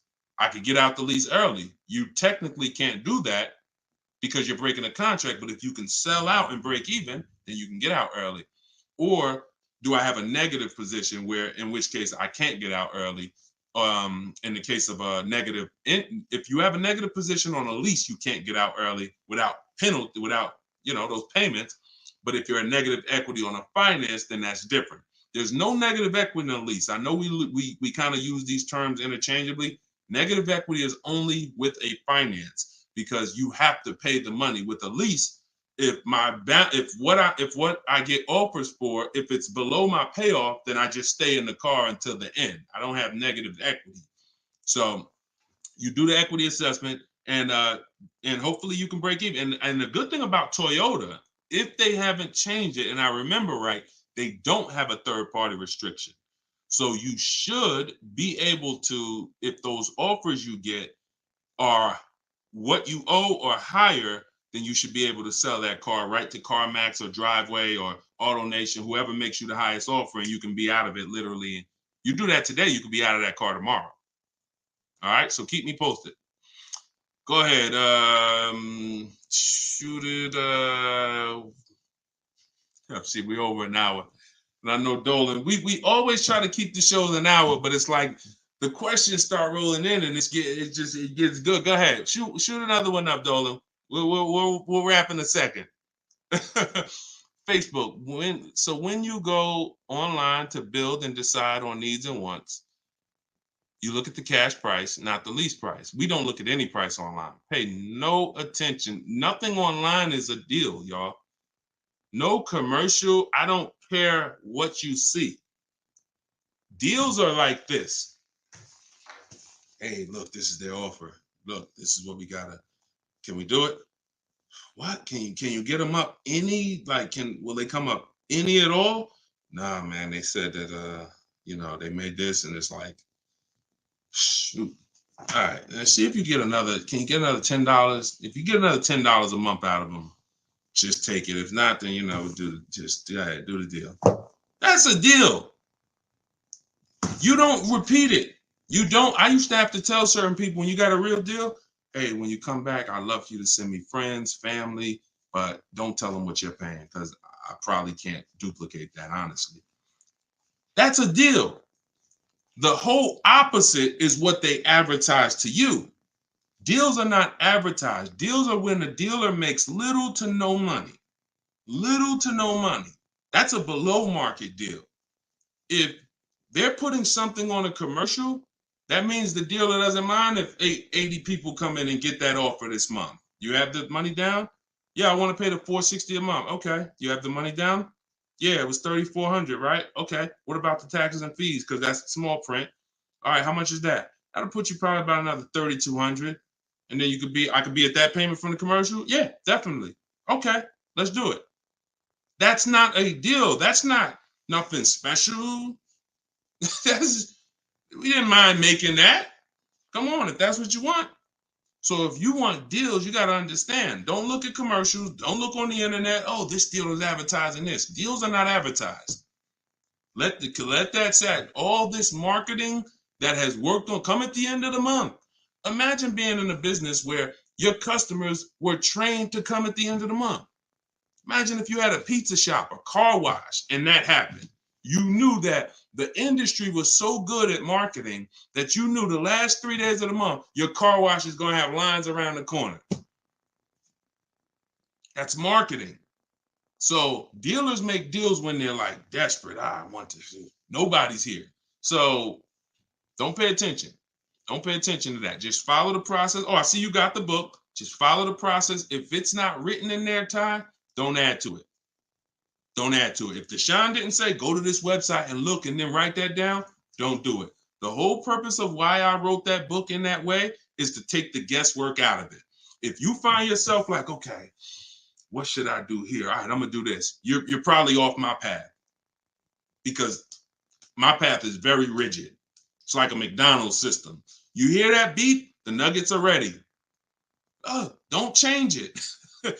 And then you'll get the results. We call that trusting the process. Great question. All right, y'all. We just hit an hour and 10 minutes. Y'all, I would love to do this all day. We are going to continue to do these broadcasts. Once the questions start coming in, I don't want to discount any questions. So I wish some questions I could just answer in 30 seconds. It's not possible without me just cutting it short and then you not getting the value out of it. So we try to get through as many as possible. For everyone who wants everything I teach in one place, you can get everything in my social media videos. But I think what you understand now from being on the broadcast is there's lots of different situations.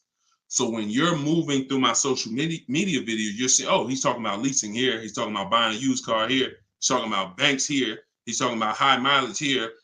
All right, that means I got to try to piece this together myself. Same thing with the broadcast here. If you're like Deshone, I want everything in one spot, step by step. It's all in there. Leasing's in there. The high mileage paths are in there. The new car purchase paths are in there. Used car purchase paths are in there.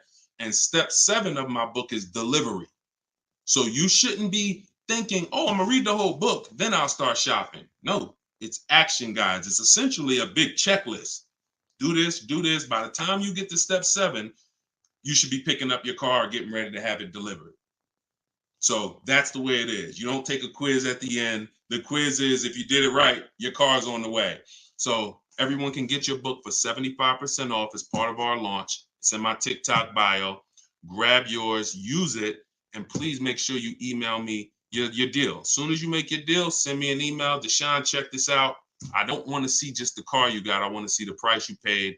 You're going to have price assurance, and I'm happy to be on this journey with you. So get it in here. I'm going to send this link. I'm going to type the link one more time for you guys here on Facebook and YouTube. In case you missed the countdown, I just typed the link. You can grab it there.